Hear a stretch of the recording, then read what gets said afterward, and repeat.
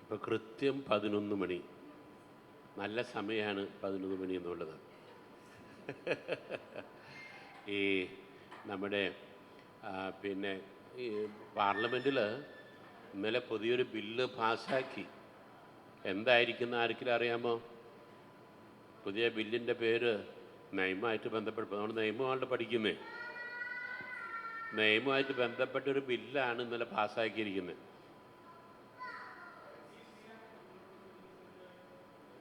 Correct. സാറിൻ്റെ പേരൊന്ന് പറഞ്ഞേ. ഫെബിൻ എന്ത് ചെയ്യുന്നു? ബാംഗ്ലൂർ ബാങ്കിലാണ്. Okay okay. അതായത് ഈ നമ്മുടെ ഇന്ത്യയിലെ ശിക്ഷാ നിയമം IPC, ഇന്ത്യൻ പീനൽ കോഡ് അങ്ങനെയാണ് അറിയപ്പെട്ടിരുന്നത്. അത് മാറ്റി ഇപ്പോൾ ഭാരതീയ ന്യായ സംഹിത. ന്യായം എന്ന് പറയുമ്പോൾ നീതി, പീനൽ കോഡ് പണിഷ്മെൻറ്റ് എന്നൊക്കെ പറയുന്നതിന് പകരം ഭാരതീയ ന്യായ സംഹിത, നമ്മളുടെ പൗരസ്ത്യ സഭകളുടെ കാനൂൻ സംഹിത, അതുപോലെ പാശ്ചാത്യ സഭയുടെ കാനൂൻ നിയമ സംഹിത എന്ന് പറഞ്ഞ പോലെ എ കോഡ്. അതിന് നമ്മളുടെ പേര് കൊടുത്തിരിക്കുന്നതാണ് ഹിന്ദിയിൽ ഭാരതീയ ന്യായ സംഹിത. ഇതിൽ ഈ കൊലക്കുറ്റം അതുപോലെ വഞ്ചന, ഇതിന് രണ്ടിനും ശിക്ഷ നേരത്തെയുള്ള ഇന്ത്യൻ പീനൽ കോഡിൽ ഇത്രാമത്തെ വകുപ്പ് ഉണ്ട്. ആ ശിക്ഷയുടെ വകുപ്പ് മാറി പുതിയ കോഡിൽ വേറെ നമ്പരാണ് അറിയപ്പെടുന്നത്. ഭാരതീയ ന്യായ സംഹിത.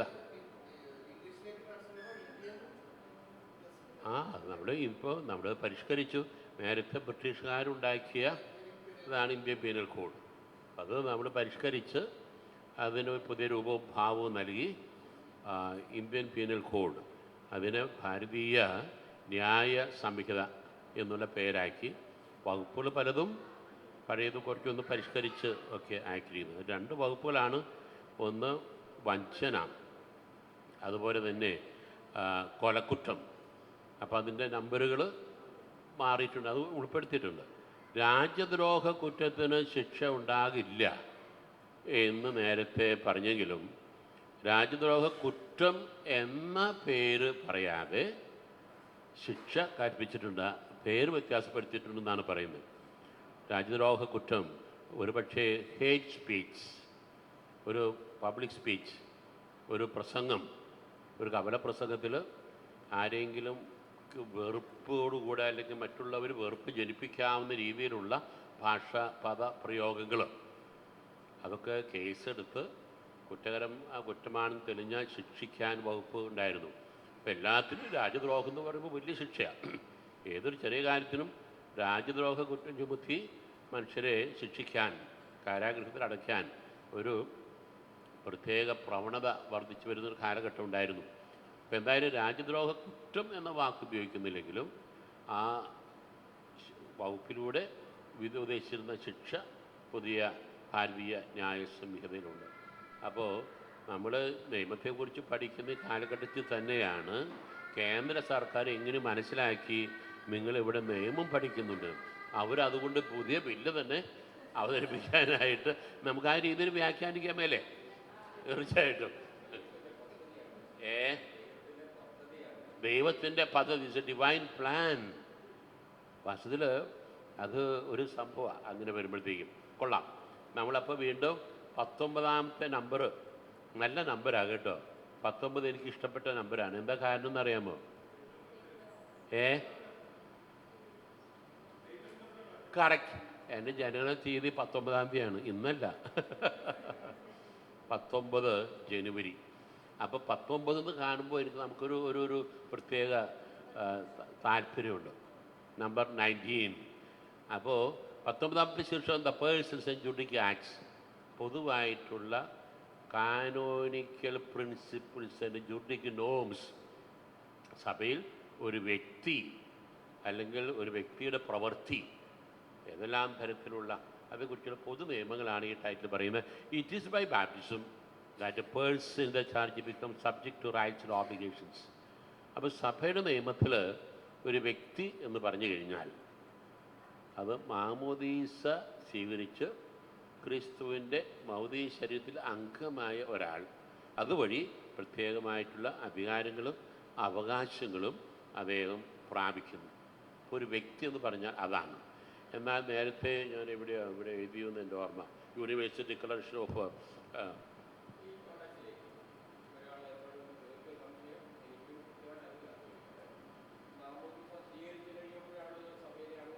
അതെ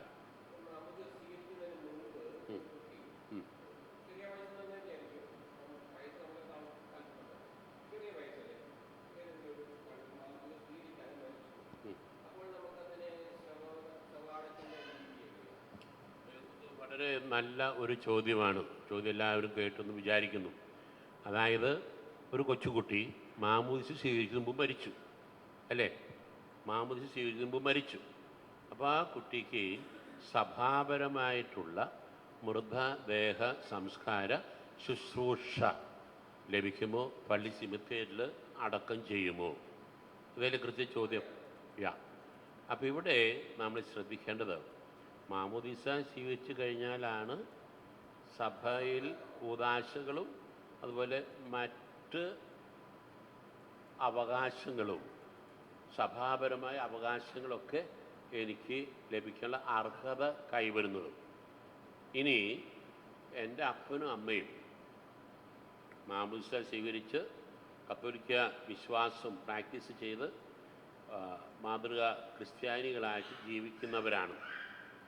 പക്ഷെ ഞാൻ ഒരു ശിശു എന്ന നിലയിൽ എന്നെ മാമോദീസ മുക്കാൻ അവർ ആഗ്രഹിച്ചിട്ടുണ്ട്. ഒരുപക്ഷെ വീട്ടിൽ മാമോദീസ മുക്കി കാണും. അങ്ങനെ സംഭവിക്കാമല്ലോ. പള്ളിയിൽ മാമോദീസ മുക്കില്ല, വീട്ടിൽ മാമോദീസ മുക്കിയിട്ടുണ്ട്. ഈ വീട്ടു മാംസം മുക്കിയിട്ടില്ല.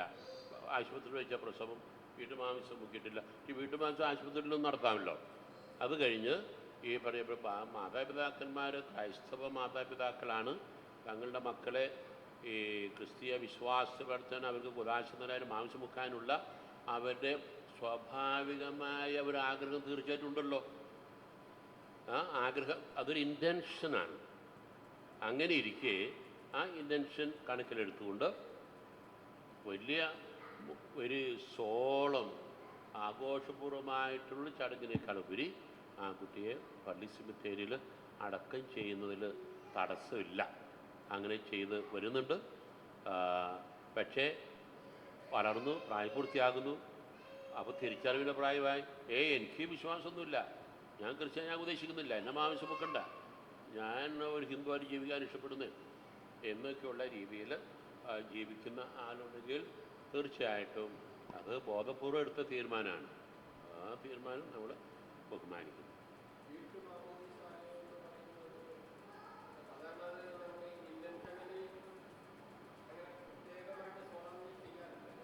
അതിന് പ്രത്യേക സോളമിറ്റി ഇല്ല. വീട്ടു മാമോദിസ എന്ന് പറഞ്ഞ സാധാരണ നേരത്തെയുള്ള ഒരു രീതിയാണ്. ഒരു കുഞ്ഞ് പിന്നെ പ്രസവിച്ചു, ആ കുഞ്ഞൊരു പക്ഷേ എന്തോ ആരോഗ്യ പ്രശ്നമുണ്ട്, ഈ കുഞ്ഞൊരു പക്ഷേ അധികം നാൾ ജീവിച്ചിരിക്കാൻ സാധ്യതയില്ല. ഡോക്ടറും ആ രീതിയിലുള്ള ഒരു നിർദ്ദേശമാണ് തന്നിരിക്കുന്നത്. അപ്പം അങ്ങനെ ഇരിക്കെ ക്രൈസ്തവ മാതാപിതാക്കൾക്ക് ജനിച്ച ഒരു കുഞ്ഞെന്ന നിലയിൽ കുഞ്ഞ് ജനിക്കുന്നതിന് മുൻപ് ആ കുഞ്ഞിന് മാമോദിസ നൽകാനായിട്ട് വീട്ടു മാംസം മുക്കാന്ന് പറഞ്ഞു കഴിഞ്ഞാൽ സോളമായിട്ടുള്ള ഈ ആരാധനക്രമ പുസ്തകത്തിൽ ഒരു കൂദാശ പരികർമ്മം ചെയ്യേണ്ട അനുഷ്ഠാന വിധികളെല്ലാം ഉണ്ട്. അതെല്ലാം ചെയ്യാനായിട്ടൊരു പക്ഷെ വീട്ടിൽ സാധിച്ചെന്ന് വരില്ല. മിനിമം പിതാവിൻ്റെയും പുത്രൻ്റെയും പരിശുദ്ധാത്മാവിൻ്റെയും നാമത്തിൽ ഞാൻ നിന്നെ മാമോദിസ മുക്കുന്നു. ആ പേര് വിളിച്ച് പിന്നെ മാമോദിസ മുക്കുന്നു. അപ്പോൾ തീർച്ചയായിട്ടും അത് ആർക്കും ആകാം. നേരത്തെ പഴയ നിയമത്തിൽ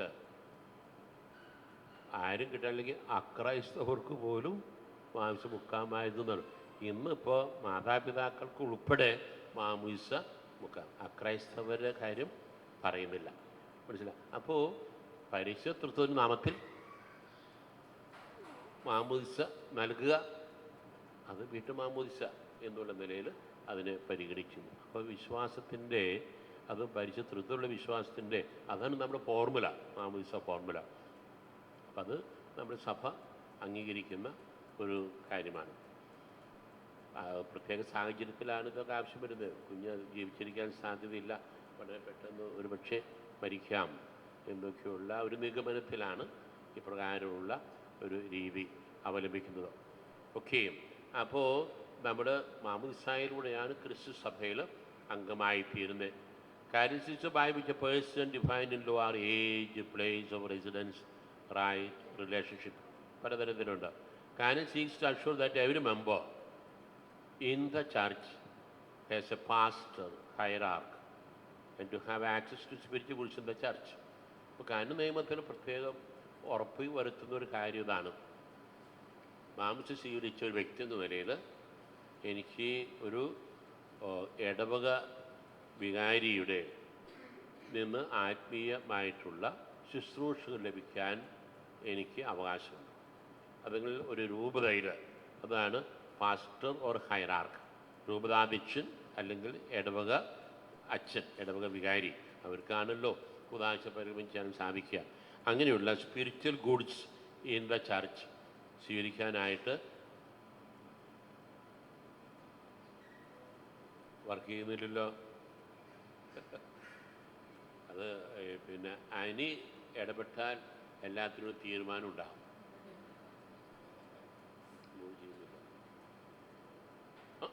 അപ്പം ഇവിടെ അത് ശരി, എല്ലാം പെട്ടെന്നായി. ഇത് പറഞ്ഞപ്പോൾ ഞാൻ ഒരു കാര്യം ഓർക്കുക. ചന്ദ്രിക സോപ്പ് എന്ന് കേട്ടിട്ടുണ്ടോ?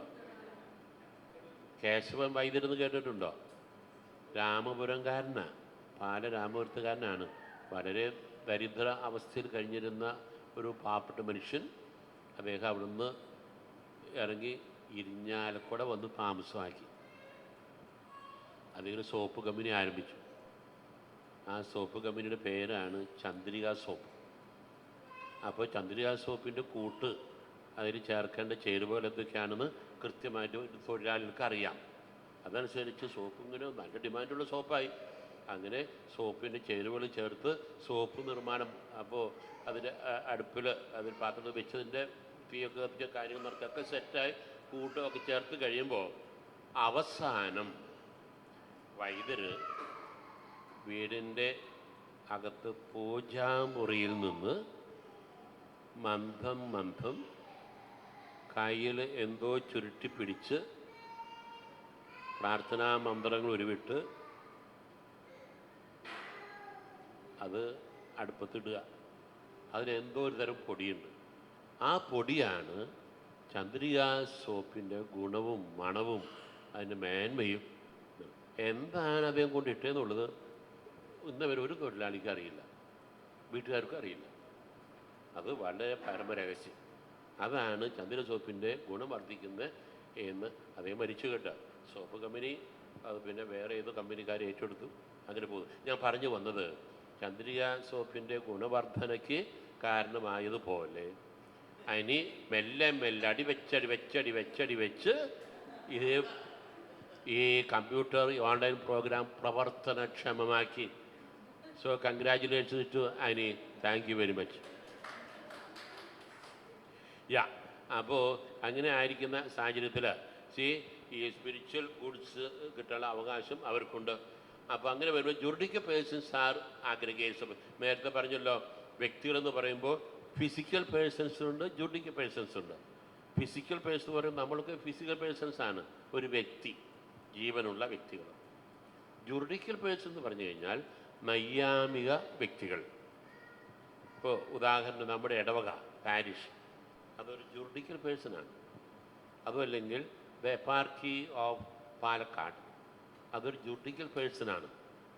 അതുമല്ല എങ്കിൽ Nehemiah institute of theology and religious studies, ഈ സ്ഥാപനം, ഇതൊരു ജുറിഡിക്കൽ പേഴ്സണാണ്.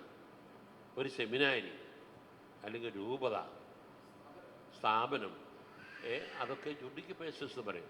പക്ഷേ ആ ജുഡിക്കൽ പേഴ്സൺ എന്ന് പറയുമ്പോൾ ജുഡിക്കൽ പേഴ്സൺ ഉണ്ടാകണമെങ്കിൽ മിനിമം 3 ഫിസിക്കൽ പേഴ്സൺസ് ഒരു കമ്മിറ്റി ഉണ്ടാകണം. അതിന് സ്റ്റാറ്റ്യൂട്ട്സ് ഉണ്ട്. ഇപ്പോൾ ഇടവകയുടെ സ്വത്ത് ഇപ്പോൾ 10 ഏക്കർ തെങ്ങും പറമ്പും 50 ഏക്കർ തോട്ടവും 400 ഏക്കർ ഏലവും ഒക്കെയുള്ള സ്വത്തുള്ള ഒരു വലിയ ഇടവകയാണ്. ഈ സ്വത്ത് മാഷ ആരുടെയാണ്? വിചാരിച്ചതിൻ്റെയാണോ? അത് ഇടവകയുടെയാണ്. ഇടവക എന്ന് പറയുന്നത് ജുഡിക്കൽ പേഴ്സൺ. ഒരു വിചാരിച്ചൻ്റെയോ ഒരു മെത്രാനിച്ചൻ്റെയോ അവിടുത്തെ കൈക്കാരന്മാരുടെയോ പ്രതിനിധി യോഗത്തിൻ്റെയോ അല്ല. ആ ഇടവക ഉൾപ്പെടുന്ന സകല ഇടവകാംഗങ്ങൾ ഉൾക്കൊള്ളുന്ന നൈയാമിക വ്യക്തിയാണ്. അതാണ് ജുഡിക്കൽ പേഴ്സൺ. ഞാൻ നേരത്തെ പറഞ്ഞു, പള്ളി പണിയിച്ചാൽ 1 കോടി കൊടുത്ത് പണിതും പള്ളി പണിത് കൊടുത്തും അത് ദൈവാരാധനയ്ക്ക് വേണ്ടി അത് ആശീർവദിച്ച് വെഞ്ചരിച്ച് പ്രതിഷ്ഠിച്ച് പിന്നെ കഴിഞ്ഞാൽ അത് പിന്നെ സംഭാവന കൊടുത്തവരുടെ അല്ല, ദൈവാരാധനയ്ക്ക് പരസ്യാരാധനയ്ക്കായിട്ട് സമർപ്പിക്കപ്പെട്ട ഇതാണ്. മനസ്സിലായി? അതിന് നടപടിക്രമമുണ്ട്. അപ്പോൾ വിൽപ്പന നടത്തുന്ന വിചാരിച്ചനോ കൈക്കാരനോ അല്ല. ഇനി ഈ ഇടവകയുടെ സ്വത്ത് ഒരു 10 ഏക്കർ ഒരു ന്യായമായ ആവശ്യത്തിന് വേണ്ടി വിൽക്കാൻ ആലോചന നടത്തി. അപ്പോൾ ആലോചന നടത്തുന്നത് എവിടെയാണ്? ഈ ഇടവകയുടെ ഭരണസമിതി. അത് ഇടവക യോഗം, അത് പ്രതിനിധി യോഗമാകട്ടെ പൊതുയോഗമാകട്ടെ. അപ്പോൾ പള്ളി യോഗ നടപടിക്രമങ്ങൾ എന്ന് പറഞ്ഞ പ്രത്യേക നിയമമുണ്ട്. ആ റൂൾ അനുസരിച്ച് പള്ളി യോഗം കൂടി പിന്നെ തീരുമാനമെടുത്തു. എന്നിട്ട് ഒരു അപേക്ഷയായിട്ട് വിചാരിച്ചതിന് കൈക്കാരന്മാർ ഒപ്പിട്ട് രൂപത മെത്രാന് അപേക്ഷ സമർപ്പിക്കുന്നു. അപ്പോൾ പള്ളിയുടെ സ്വത്ത് ഈ 10 ഏക്കർ വിൽക്കാനായിട്ട് തീരുമാനിച്ചു. ഇന്ന ഡേറ്റ് നടന്ന യോഗം, ഇത്ര നമ്പർ നിശ്ചയം. എത്ര രൂപയ്ക്കാണ് വിൽക്കാൻ ഉദ്ദേശിക്കുന്നത്? അത് വളരെയൊക്കെ ആലോചിച്ച് ചർച്ച ചെയ്ത് ന്യായമായ ഒരു തുക അതും മെത്രാനെ അറിയിച്ചു, അപേക്ഷ കാണിച്ചിട്ടുണ്ട്. അപ്പോൾ അതിലാർക്കും വരുന്നത് നല്ല മതിയായ വില, ന്യായമായ വിലയ്ക്കാണ് നമ്മൾ വിൽക്കുന്നത്. അപ്പോൾ അതുകൊണ്ട് ആർക്കും തർക്കവുമില്ല.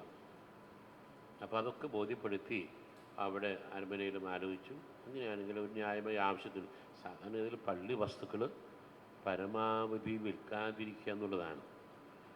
എന്നാൽ ചില പള്ളിക്കാരോ വിത്ത് കുത്തി കഞ്ഞി കുടിക്കുക എന്ന് പറഞ്ഞ് കേട്ടിട്ടുണ്ടോ?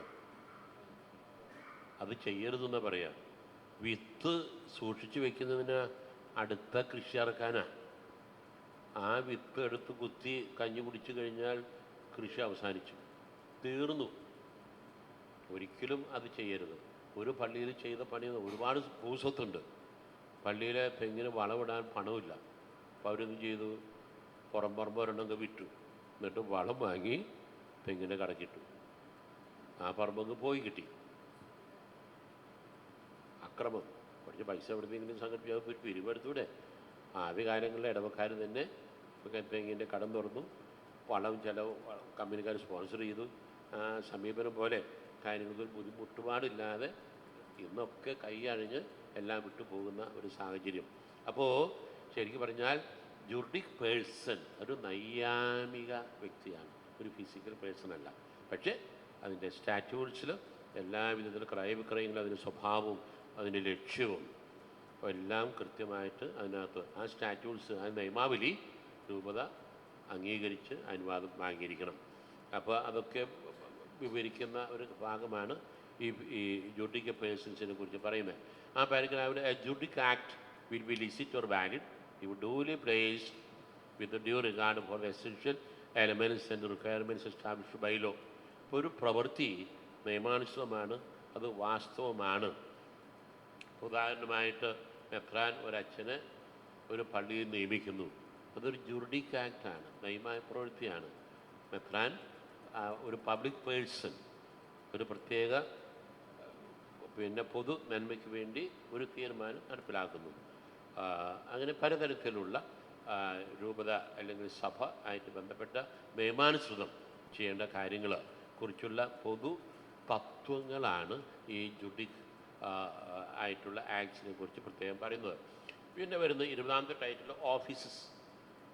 ഓഫീസ് എന്ന് പറഞ്ഞൊരു തസ്തിക. ഇപ്പോൾ എൻ്റെ ഓഫീസ് എന്താണ്?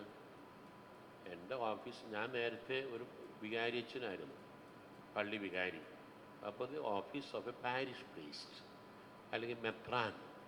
മെത്രാൻ is the office of A bishop. ഞാനൊരു പട്ടക്കാരൻ, മെത്രാൻ മേൽപ്പട്ടക്കാരൻ. അപ്പോൾ മേൽപ്പെട്ട ശുശ്രൂഷ, മെത്രാൻ എടുത്ത ശുശ്രൂഷകൾ നിർവഹിക്കുന്നു. അതുമല്ലെങ്കിൽ ഒരു മേജർ, ഒരു സുപ്പീരിയർ, റിലീജിയസ് സുപ്പീരിയർ, ഒരു സന്യാസി സമൂഹത്തിൽ ഒരു സ്ഥാനം, ഒരു തസ്തിക, അവിടുത്തെ ഒരു അധികാരി എന്നുള്ള നിലയിൽ. അപ്പം അതിനൊക്കെ വിവിധ ഓഫീസുകൾ എന്നാണ് പറയുക. Office in the church may be defined as any function established in a stable manner by the Lord himself or competent authority for a spiritual purpose. ഒരു ആത്മീയ ആവശ്യത്തിന് വേണ്ടിയിട്ടാണ്, ആത്മീയ ആവശ്യത്തിന് വേണ്ടിയിട്ടാണ് ഈ office. Office acquired by canonical provision. Office thus acquired loss by elapse age limit, resignation, transfer, removal, privation. അപ്പോൾ ഒരു ഓഫീസ് കിട്ടുക ബൈ കാനോനിക്കൽ പ്രൊവിഷൻ എന്ന് പറയും. കാനോനിക്കൽ പ്രൊവിഷൻ എന്ന് പറഞ്ഞ ഒരു ടെക്നിക്കൽ ടേം എന്താണെന്ന് അറിയാമോ? കാനോനികമായിട്ട് പ്രൊവൈഡ് ചെയ്യുന്ന, പ്രൊവൈഡ് ചെയ്യുന്ന പറഞ്ഞാൽ നൽകുക, ഗ്രാൻഡ് ചെയ്യുക. അങ്ങനെ ആർക്കെങ്കിലും അങ്ങനെ ഗ്രാൻഡ് ചെയ്യാൻ പറ്റുമോ? നിയമാനുസൃതം കാനോനികമായിട്ട് നൽകപ്പെടുന്നത് എന്ന് പറഞ്ഞാൽ ഒരു കോമ്പറ്റൻ്റ് അതോറിറ്റി, ഒരു തക്ക സഭാധികാരി സഭയുടെ നിയമങ്ങൾ പാലിച്ചുകൊണ്ട് ഒരു പ്രത്യേക ആവശ്യത്തിന് വേണ്ടി നിശ്ചയിച്ച് നൽകുന്ന ഒരു ഉദ്യോഗം, ഒരു തസ്തിക. അപ്പോൾ നിയമാനുസൃതം ഈ തക്ക സഭാധികാരി ഈ ചെയ്യുന്ന ആ ഒരു, അതാണ് ഓഫീസ്, കാനോനിക്കൽ പ്രൊവിഷൻ എന്ന് പറയും. എനിക്ക് എടുക്കാൻ പറ്റില്ല ഒരു ഓഫീസ്, എന്നെ നിയമിക്കുകയാണ് ചെയ്യുന്നത്. എന്നെ ഇപ്പോൾ ഒരു വിചാരിച്ചനായിട്ട് ഒരു പുതിയ പള്ളിയിൽ വെക്കുമ്പോൾ, അവിടെ ചെല്ലുമ്പോൾ എന്നെ നിയമിച്ചെൻ്റെ നിയമന പത്രം വലുതുണ്ടോ? ഇല്ലില്ല, ഞാനും വരിക, ഞാനും എടുക്കുക. പണ്ടൊരാൾ വന്ന് ഒരിടത്ത് വന്ന് പറഞ്ഞ് ഞാനും എടുക്കുക, അറിയാലോ അല്ലേ? ഞങ്ങളുടെ സെമിനാരിയിൽ ദൈവശാസ്ത്രം 1ാം വർഷ വിദ്യാർത്ഥികൾ പുതിയ വർഷം ആരംഭിച്ചപ്പോൾ ഞാൻ ക്ലാസ് എടുക്കാൻ ചെല്ലുകയാണ്. സീറോ മലബാർ സഭയിലെ എല്ലാ രൂപതകളിൽ നിന്നും വിദ്യാർത്ഥികൾ, സെമിനാരിക്കാരുണ്ട്. പുതിയവരാദ്യം സെമിനാരി വന്നിരിക്കുന്നവരവിടെ ദൈവശാസ്ത്രം. അപ്പോൾ നമ്മൾ പരിചയപ്പെടുകയാണ്.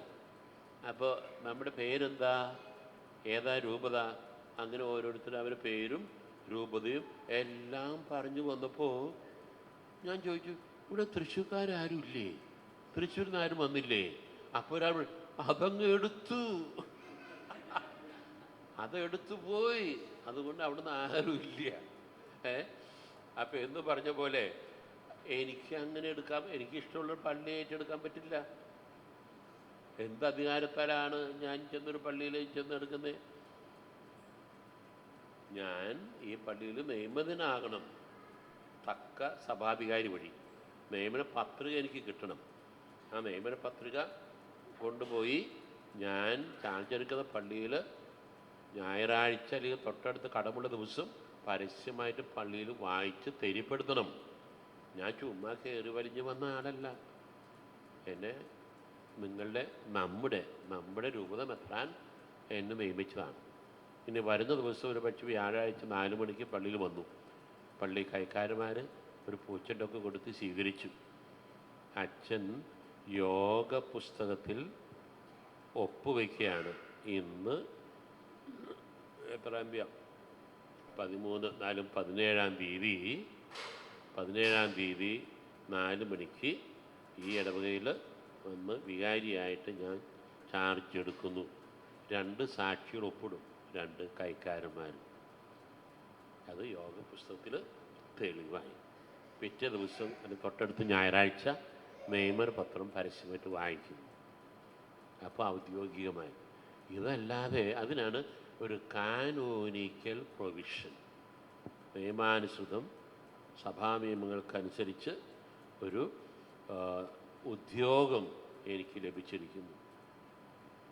അപ്പോൾ അവിടുത്തെ വിചാരിച്ചൻ മാറിയിട്ടില്ല. ഇത് പറഞ്ഞപ്പോഴാണ് ഒരു നമുക്ക് ഉദാഹരണം പറയാൻ ഇഷ്ടം പോലെയുണ്ട്. ഒരു പിതാവ് ഒരു വിചാരിച്ചിന് മാറ്റം കൊടുത്തു. അച്ഛൻ മാറില്ല. മാറിയിട്ട് വേണം പുതിയ അച്ഛൻ ചാർജ് എടുക്കാൻ. അച്ഛനൊരു ഇച്ചിരി തരികടയാണ്. മെത്രാനനുസരിക്കുമില്ല. തോന്നിയ രീതിയിൽ കളത്തിന് പുറത്ത് പ്രവർത്തിക്കുന്ന ഒരച്ഛനാണ്. എന്തായാലും അച്ഛനെ മാറ്റേണ്ടത് ആവശ്യമാണ്. അങ്ങനെ നിയമന പത്രിക അച്ഛൻ കൈപ്പറ്റി. ഇന്ന ദിവസം നാളെ അച്ഛൻ അവിടുന്ന് മാറി പുതിയ പള്ളി ചാർജ് എടുക്കണം. അപ്പം അച്ഛൻ വന്ന് പിതാവേ ഇടവക്കാരെന്നെ വിടുന്നില്ല. ഇടവക്കാർ ഞാൻ മാർഗം സമ്മതിക്കുന്നില്ല. അവർ തടസ്സം. അച്ഛൻ പോകാൻ പറ്റില്ല. ഞാൻ എന്ത് ചെയ്യും പിതാവേ? ഓ അങ്ങനെയാണോ? അച്ഛൻ അതൊന്ന് എഴുതി തരും. ഒരു വെള്ള കടലാസിൽ അച്ഛന് കൃത്യമായിട്ട് എഴുതി പേരെഴുതി ഒപ്പിട്ടു പിതാവിൻ്റെ കൊടുത്തു. ശരി അച്ഛൻ. അച്ഛൻ പോയിക്കോ. അച്ഛൻ പോയിട്ട് തൊട്ട് പിന്നാലെ ഈ ലെറ്റർ പിതാവ് വേറെ അച്ഛൻ വഴി സ്ഥലത്ത് പോലീസ് സ്റ്റേഷനിലേക്ക് കൊടുത്തു. SIയുടെ കൊണ്ടു കൊടുത്തു. നാളെ ചാർജ് എടുക്കേണ്ട ദിവസമാണ്. അവിടെ അച്ഛന് ജനം അവിടുന്ന് ഒഴിവാകാൻ ഇഷ്ടപ്പെടുന്നില്ല, തടസ്സം നിൽക്കുന്നു. അതുകൊണ്ട് സാറൊന്ന് ഇടപെട്ട് അതൊന്ന് പരിഹരിക്കുന്നു. ഓക്കെ. 2 വലിയ വാൻ നിറയെ പോലീസും ഒരു ജീപ്പ് വനിതാ കോൺസ്റ്റബിൾസും ഉൾപ്പെടെ അച്ഛനിരിക്കുന്ന പള്ളിയിലേക്ക് ചെന്നു. പോലീസ് വണ്ടി വരുന്നത് കണ്ടപ്പോൾ അവിടെ തടിച്ചുകൂടി ജനങ്ങളെല്ലാം ഓടി. ഇന്നും അവിടെ പുല്ല് മുളച്ചിട്ടില്ല എന്നാണ് പറയുന്നത്. ആ വഴിയിൽ അവരൊക്കെ ഓടി വീട്ടിലേക്ക് ഓടി. അവസാനം വ്യാഴ്ച മാത്രമായി.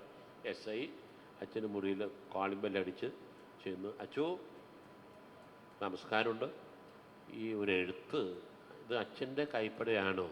അതെ ഞാൻ എഴുതിയതാ. എന്തോ അച്ഛന് മെത്രാൻ തിരുമനസ് പിന്നെ അഭിമന്യ തിരുമേനി സ്ഥലമാറ്റ കൽപ്പന തന്നിട്ട് അത് സ്വീകരിക്കാൻ അല്ലെങ്കിൽ അവിടുന്ന് ഇവിടെ മാറാൻ ജനങ്ങൾ സമ്മതിക്കില്ല എന്നില്ല കേട്ടല്ലോ. സാറേ ഞാൻ പോയിക്കോളാം. വേണ്ട, ഇപ്പം നമുക്ക് പോകാം, ഇപ്പം തന്നെ പോകാം. അല്ല നിങ്ങൾ പോയിക്കോ, ഞാൻ പിന്നാലെ വരാം. വേണ്ട, ഞങ്ങളുടെ അച്ഛൻ്റെ പിന്നാലെ വരാം, വേഗം റെഡി ആയിക്കോളാം പറഞ്ഞു. ജനങ്ങളൊക്കെ ഓടിപ്പോയില്ലോ. വേഗം അച്ഛൻ റെഡിയായി പാക്ക് ചെയ്ത് പോലീസ് അകമ്പടിയോട് കൂടെ എന്ന് പറഞ്ഞ് സംസ്ഥാന ബഹുമതിയോടെ. അതല്ലേ ഏറ്റവും അനുയോജ്യമായ വാക്ക്.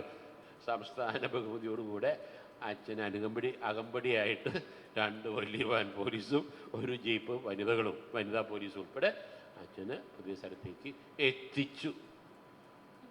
ഇതിൻ്റെ വല്ല ആവശ്യമുണ്ടോ? നമ്മുടെ അധികാരി പ്രത്യേകിച്ച് വൈദ്യരെ സംബന്ധിച്ചിടത്തോളം രൂപത മെത്രാനാണ്. രൂപത മെത്രാനാണ് നമുക്കൊരു തസ്തി അനുവദിച്ച് തരുന്നത്. ഈസി അത് ഇഷ്ടപ്പെട്ടാലും ഇഷ്ടമില്ലെങ്കിലും ഒരു പള്ളിയിൽ ഒരു രൂപതയിൽ ഒരുക്കി ഇതുപോലെ മാറ്റത്തിന് സമയമായി ഒരച്ഛന്മാർ, ഓ ഇങ്ങർക്ക് ആ പള്ളിയാണെന്ന് കേട്ടല്ലോ, അല്ല അപ്പം ഇങ്ങർക്ക് ഈ പള്ളിയാണെന്ന് കേട്ട അവർ പരസ്പരം ഇങ്ങനെ കൊച്ചു വർത്താനം പറയുമ്പോൾ ഒരു സാധുവായൊരു പാവപ്പെട്ട അച്ഛൻ പിതാവിനോട് പറയുകയാണ്, പിതാവേ മാറ്റത്തിൻ്റെ കടലാസൊക്കെ കൊടുക്കുന്നത് ഞാൻ അറിഞ്ഞു. വലിയ പള്ളിയൊന്നും ഞാൻ ആഗ്രഹിക്കുകയോ ചോദിക്കുകയോ ചെയ്യുന്നില്ല പിതാവേ. എനിക്ക് വലിയ പള്ളിയൊന്നും വേണ്ട, സാധിക്കുമെങ്കിൽ ഒരു കൊച്ചു രൂപത തരികയാണെങ്കിൽ ആഗ്രഹം തെറ്റില്ലല്ലോ. അങ്ങനെ അച്ഛന്മാരുടെ ഒരു സംസാര വിഷയമായി അച്ഛനെ കളിയാക്കി പറയുന്നതാണ്. സാധുവായിട്ടുള്ളൊരു അച്ഛൻ സാധിക്കുമെങ്കിൽ ഒരു കൊച്ചു രൂപത തന്നാൽ എനിക്ക് സമാധാനമായി, വലിയ പള്ളിയൊന്നും എനിക്ക് തരണമെന്നില്ല. അപ്പോൾ അങ്ങനെ ഇപ്പം എന്തായാലും ഒരു ഓഫീസ്, ഒരു ഉദ്യോഗം സഭയിൽ എനിക്ക് എടുത്ത് ഉപയോഗിക്കാനുള്ള അവകാശമില്ല. എനിക്ക് നൽകപ്പെടുകയാണ് ആ ഉദ്യോഗം. അത് എൻ്റെ സഭാധികാരിയാണ് ആ ഉദ്യോഗം തരേണ്ടത്.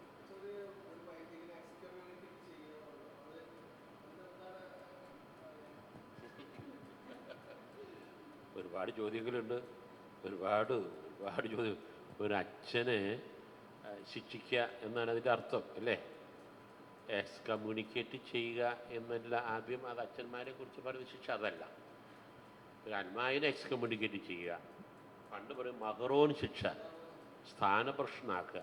ഒരു വൈദികൻ തെറ്റ് ചെയ്തിട്ടുണ്ടെങ്കിൽ വാണിംഗ് കൊടുത്ത് അദ്ദേഹത്തെ തിരുത്താൻ പിതാവ് ശ്രമിക്കുന്നു പലവട്ടം. എന്നിട്ട് സാധിക്കുന്നില്ല എങ്കിൽ അദ്ദേഹത്തിന്മേലൊരു നടപടി, അതിനെ സസ്പെൻഡ് ചെയ്യുന്നു. അച്ഛൻ ഇനി വിശുദ്ധ കുർബാന അർപ്പിക്കാൻ അനുവദിക്കുന്നില്ല, പൗരോഹിത്യ കടമകൾ തൽക്കാലം അവിടെ വൈദികർ വിശ്രമ കേന്ദ്രത്തിൽ താമസിച്ച് പ്രൈവറ്റായിട്ട് അവിടെ കുർബാന ചൊല്ലാം. ഒരു സസ്പെൻഷൻ, ഒരു പ്രത്യേക കാരണത്താൽ. എന്നിട്ടും നിശ്ചിത കാലം കഴിഞ്ഞിട്ട് അച്ഛൻ്റെ ഒരു മാറ്റം വരുന്നില്ലെങ്കിൽ അച്ഛൻ ഡീപ്പോസ് ചെയ്യുക, അല്ലെങ്കിൽ ഡിസ്മിസ് ചെയ്യുക. അതിന് ശരിക്കും കോടതിയിലൂടെ തീരുമാനം ഉണ്ടാകുന്നു. അപ്പോൾ അച്ഛന് ഒരിക്കലും പിന്നെ പൗരോഹിത്യ കടമകൾ നിർവഹിക്കാൻ പറ്റിയില്ല. പല കാരണങ്ങൾ കൊണ്ട് ആകാം കേട്ടോ. ഒരുപക്ഷെ വിവാഹം കഴിക്കുന്നു, അതുമല്ലെങ്കിൽ മറ്റു പലതരത്തിലുള്ള കുറ്റങ്ങൾക്ക് ദൈവജനത്തിന് ഉതപ്പുണ്ടാക്കുന്ന, ഇടർച്ച ഉണ്ടാക്കുന്ന, സ്കാൻഡൽ ഉണ്ടാകുന്ന പല സാഹചര്യങ്ങളൊക്കെ എടുത്ത് പലതരത്തിലുള്ള ശിക്ഷ, അതിനൊക്കെ നിയമങ്ങളുണ്ട്. നമ്മളിതിനകത്ത് ആ പ്രൊസീജിയർ കൂടെ ഒരു ടൈറ്റിൽ അതാണ്. അപ്പോൾ അങ്ങനെയുള്ള ഒത്തിരി കേസുകൾ ഇന്ന് വർദ്ധിച്ചു വരികയാണ്. മെത്രാനെ ധിക്കരിച്ചും അനുസരണക്കേട് കാണിച്ചും ദൈവജനത്തിന് ഒരു ഭാരമായിട്ടും ഒരു ഉതപ്പുണ്ടാകുകയും ഉള്ള രീതിയിൽ നമ്പർ വർദ്ധിക്കുന്നു. ഇപ്പോൾ താമരശ്ശേരി രൂപതയിൽ മെത്രാൻ ഒരച്ഛനെ സസ്പെൻഡ് ചെയ്തല്ലോ. കാരണമുണ്ട്, അച്ഛന് മാറ്റം കൊടുത്തതാണ്. ഇടവക്കാർ കൊണ്ടുവന്നാക്കാൻ പോകുന്ന വഴിക്കും പറഞ്ഞു, നിങ്ങൾ വഴി തിരിച്ചു പൊക്കോ, ഞാൻ വേറെ വഴിക്ക് പോയിക്കോളാം. എന്തൊരു തമാശ കാണിച്ചു. പിന്നെ മറ്റു പല കാരണങ്ങളും കണക്കിലെടുത്തുകൊണ്ട് അദ്ദേഹത്തെ തിരുത്തി മുഖ്യധാരി കൊണ്ടുവരാൻ സാധിക്കാതെ വന്നുകൊണ്ട് സസ്പെൻഡ് ചെയ്തു. ഒരു മെത്രാൻ ധൈര്യപൂർവ്വം എടുത്ത ഒരു തീരുമാനമാണത്. മുഴുവൻ അദ്ദേഹം വിമതര കൂട്ടത്തിൽ നിൽക്കുന്നതാണ് കേട്ടത്. ഓക്കെ, അപ്പോൾ പിന്നെ ഈ പറഞ്ഞ പോലെ പവർ ഓഫ് ഗവേണൻസ് എന്ന് പറഞ്ഞു കഴിഞ്ഞാൽ അധികാരം, സഭയുടെ അധികാരം. അതെങ്ങനെയാണ്? Previous legislation both of the eastern western guidance for long time power of governance as a jurisdiction persons in sacred orders eligible to exercise power of governance. അധികാരം സഭയിൽ അത് തീർച്ചയായിട്ടും ഈ പിന്നെ തിരുപ്പട്ടം ഉള്ളവരാണ് ആ പവർ ഓഫ് ഗവേണൻസ്. മെത്രാൻ, വൈദികൻ, ഡീക്കൻ എന്നുള്ള ഇത്. Christian faithful who are not in sacred orders, ആത്മായ വിശ്വാസികൾ, അവർക്ക് തിരുപ്പട്ടമില്ല. They may cooperate in the exercise of this power as per norms of law. അപ്പോൾ നിയമാനുസൃതം അവർക്ക് സഹകരിക്കുന്നു ഈ കാര്യത്തിൽ. Types of powers are legislative, executive and judicial. The common areas circumstances in which the judge supplies executive power of governance, the extended for the Indian forum. മിടുക്കൻ, നല്ല ഉണ്ണിയാണ്. അതിന് മെഴുകുതിരിയുണ്ടോ? ഇല്ല, സാരമില്ല. അപ്പോൾ ഈ പറഞ്ഞ 3 തരത്തിലുള്ള power, 1 legislative, 2 executive, 3 judicial. Legislative power എന്ന് പറഞ്ഞാൽ നിയമ നിർമ്മാണം. എക്സിക്യൂട്ടീവ് എന്ന് പറഞ്ഞു കഴിഞ്ഞാൽ ഭരണ നിർവഹണാധികാരം. ജുഡീഷ്യൽ എന്ന് പറഞ്ഞു കഴിഞ്ഞാൽ നീതിന്യായ നിർവഹണവുമായിട്ട് ബന്ധപ്പെട്ട അധികാരം. മെത്രാന് ഈ 3 അധികാരങ്ങളുണ്ട്. നമുക്ക് സെക്യുലർ സിവിലാണെങ്കിലോ, സിവിൽ ലെജിസ്ലേറ്റീവ് പവർ പാർലമെൻറ്റിനാണ്, നിയമസഭയ്ക്കാണ്. എക്സിക്യൂട്ടീവ് പവർ ഉദ്യോഗസ്ഥന്മാർക്കാണ്, അല്ലേ?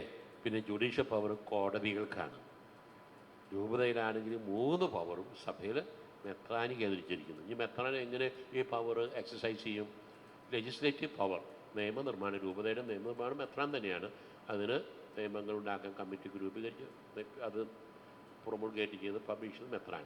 Executive power through the administration. മെത്രാൻ്റെ ആ പവർ എക്സസൈസ് ചെയ്യാൻ സഹായിക്കുന്നു വികാരി ജനറൽ, പ്രോട്ടോസ്, സിഞ്ചില്ലി. അപ്പോൾ അവർക്ക് എക്സിക്യൂട്ടീവ് അതോറിറ്റി, വിക്കാരിയസ് പവർ എന്നൊക്കെ പറയും. പ്രോപ്പർ പവർ എന്ന് പറയുമ്പോൾ മെത്രാൻ സ്വമേധയ in his own name exercise the power. Vicarious power എന്ന് പറഞ്ഞു കഴിഞ്ഞാൽ the another person exercises power on behalf of the bishop. എൻ്റെ സ്വന്തം പേരിലല്ല ഞാൻ ഈ അധികാരം ഉപയോഗിക്കുന്നത്, എൻ്റെ മെത്രാൻ്റെ പേരിൽ. അതാണ് ഈ വികാരി ജനറൽ ഉപയോഗിക്കുന്നത്.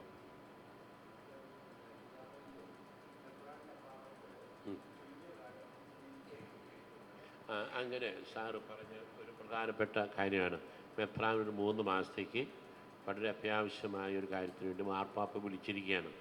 അപ്പോൾ അവിടെ യൂറോപ്പിലാണ്. അപ്പോൾ 3 മാസം ഈ രൂപതയുടെ കാര്യങ്ങളൊക്കെ നടക്കണമല്ലോ. അപ്പോൾ വികാരി ജനറൽമാർ പലരും ഉണ്ടെങ്കിലും ആ 3 മാസത്തേക്ക് ഒരു അഡ്മിനിസ്ട്രേറ്റർ, താൽക്കാലിക ഭരണ ആയിട്ട് ബന്ധപ്പെട്ട് ഒരു വികാരി ജനറലെ ചുമതലപ്പെടുത്തുന്നു. പിതാവിൻ്റെ അഭാവത്തിൽ. ഇന്നിപ്പോൾ അതിൻ്റെ ആവശ്യമില്ല. ഏതൊരു തീരുമാനം എടുക്കാനും ഇന്ന് ഇമെയിൽ വഴി, ടെലിഫോൺ വഴി, ഈ ലോകത്തിന് ഏത് മുക്കിലും മൂലയിലും എവിടെ ശൂന്യാകാശത്തിലും ചന്ദ്രയാൻ വഴിയും എവിടെ ചെന്നാലും കോണ്ടാക്ട് ചെയ്യാൻ പറ്റുമല്ലോ. ഇപ്പോൾ നിങ്ങൾ ഇവിടെയാണെങ്കിൽ നിങ്ങൾ ഈ ദിവസം 3 ദിവസം ഒരുപാട് ഫോൺ ചെയ്തില്ലേ? എന്തെല്ലാം കാര്യങ്ങളാണ് വീടായിട്ട് ബന്ധപ്പെട്ടും ജോലിയായിട്ട് ബന്ധപ്പെട്ട കാര്യങ്ങൾ പറഞ്ഞുകൊണ്ടിരുന്നത്. ഞാൻ ഇങ്ങോട്ട് പോരുമ്പോൾ ട്രെയിനിൽ യാത്ര ചെയ്യുകയാണ്. എൻ്റെ പിന്നെ ഒരു വക്കീൽ, പഠിച്ച ഒരു വക്കീൽ, ആ കമ്പാർട്ട്മെൻറ്റ് നിറയെ ആളുകളാണ്, എല്ലാവരും ഇരിക്കാൻ പോലും സ്ഥലമില്ല. ഇയാൾ ഫോണിൽ കൂടെ വർത്തമാനം പറയുകയാണ്. രഹസ്യമായിട്ട് പറയേണ്ട കാര്യങ്ങൾ ഇയാൾ പറയുന്നത് പയ്യന്നൂർ കേൾക്കാം. അതിൻ്റെയൊക്കെ വല്ല ആവശ്യമുണ്ടോ? ഞാനൊരു ചില കേസുകളായിട്ട് ബന്ധപ്പെട്ട് ചർച്ചകൾ നടക്കുന്നു. ഇതൊക്കെ എന്തൊരു ഉറക്കെ പറയുന്നത്. അയാളുടെ നോട്ടത്തിൽ ആ ട്രെയിനിൽ എൻജിൻ ഡ്രൈവർ പോലും ഇല്ല. ഇയാളും ഫോണിൻ്റെ അങ്ങേ തലക്കിലുള്ള ആളും, അങ്ങനെ 2 പേരും ഉള്ളൂ. ബാക്കി ആരും ഇത് അറിയുന്നില്ല, കേൾക്കുന്നില്ല.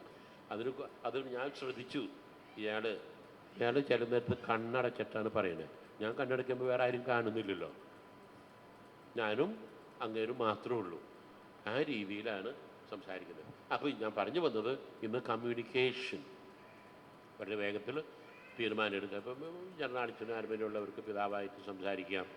ഇന്ന സമയം നോക്കി വിളിച്ച് പിതാവ് ഇങ്ങനൊരു കാര്യം നമുക്ക് എന്താ വേണ്ടേ ആലോചന നടത്തി ഉചിതമായ അനുയോജ്യമായ തീരുമാനങ്ങൾ എടുക്കാനും നടപ്പിലാക്കാനും ഒക്കെ സാധിക്കും. ഇപ്പോൾ പിതാവിൻ്റെ അഭാവത്തിൽ പണ്ടൊക്കെ ഒന്ന് ചുമതലപ്പെടുത്തും.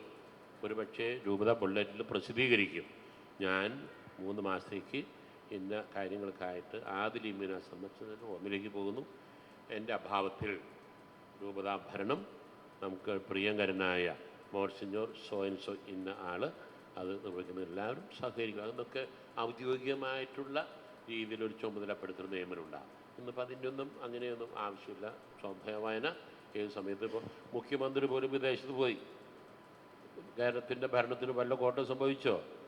എല്ലാ ബുധനാഴ്ചകളിലും മന്ത്രിസഭ കൂടി ഓൺലൈനിൽ. അപ്പോൾ ഇതൊന്നും പ്രശ്നമേ അല്ല.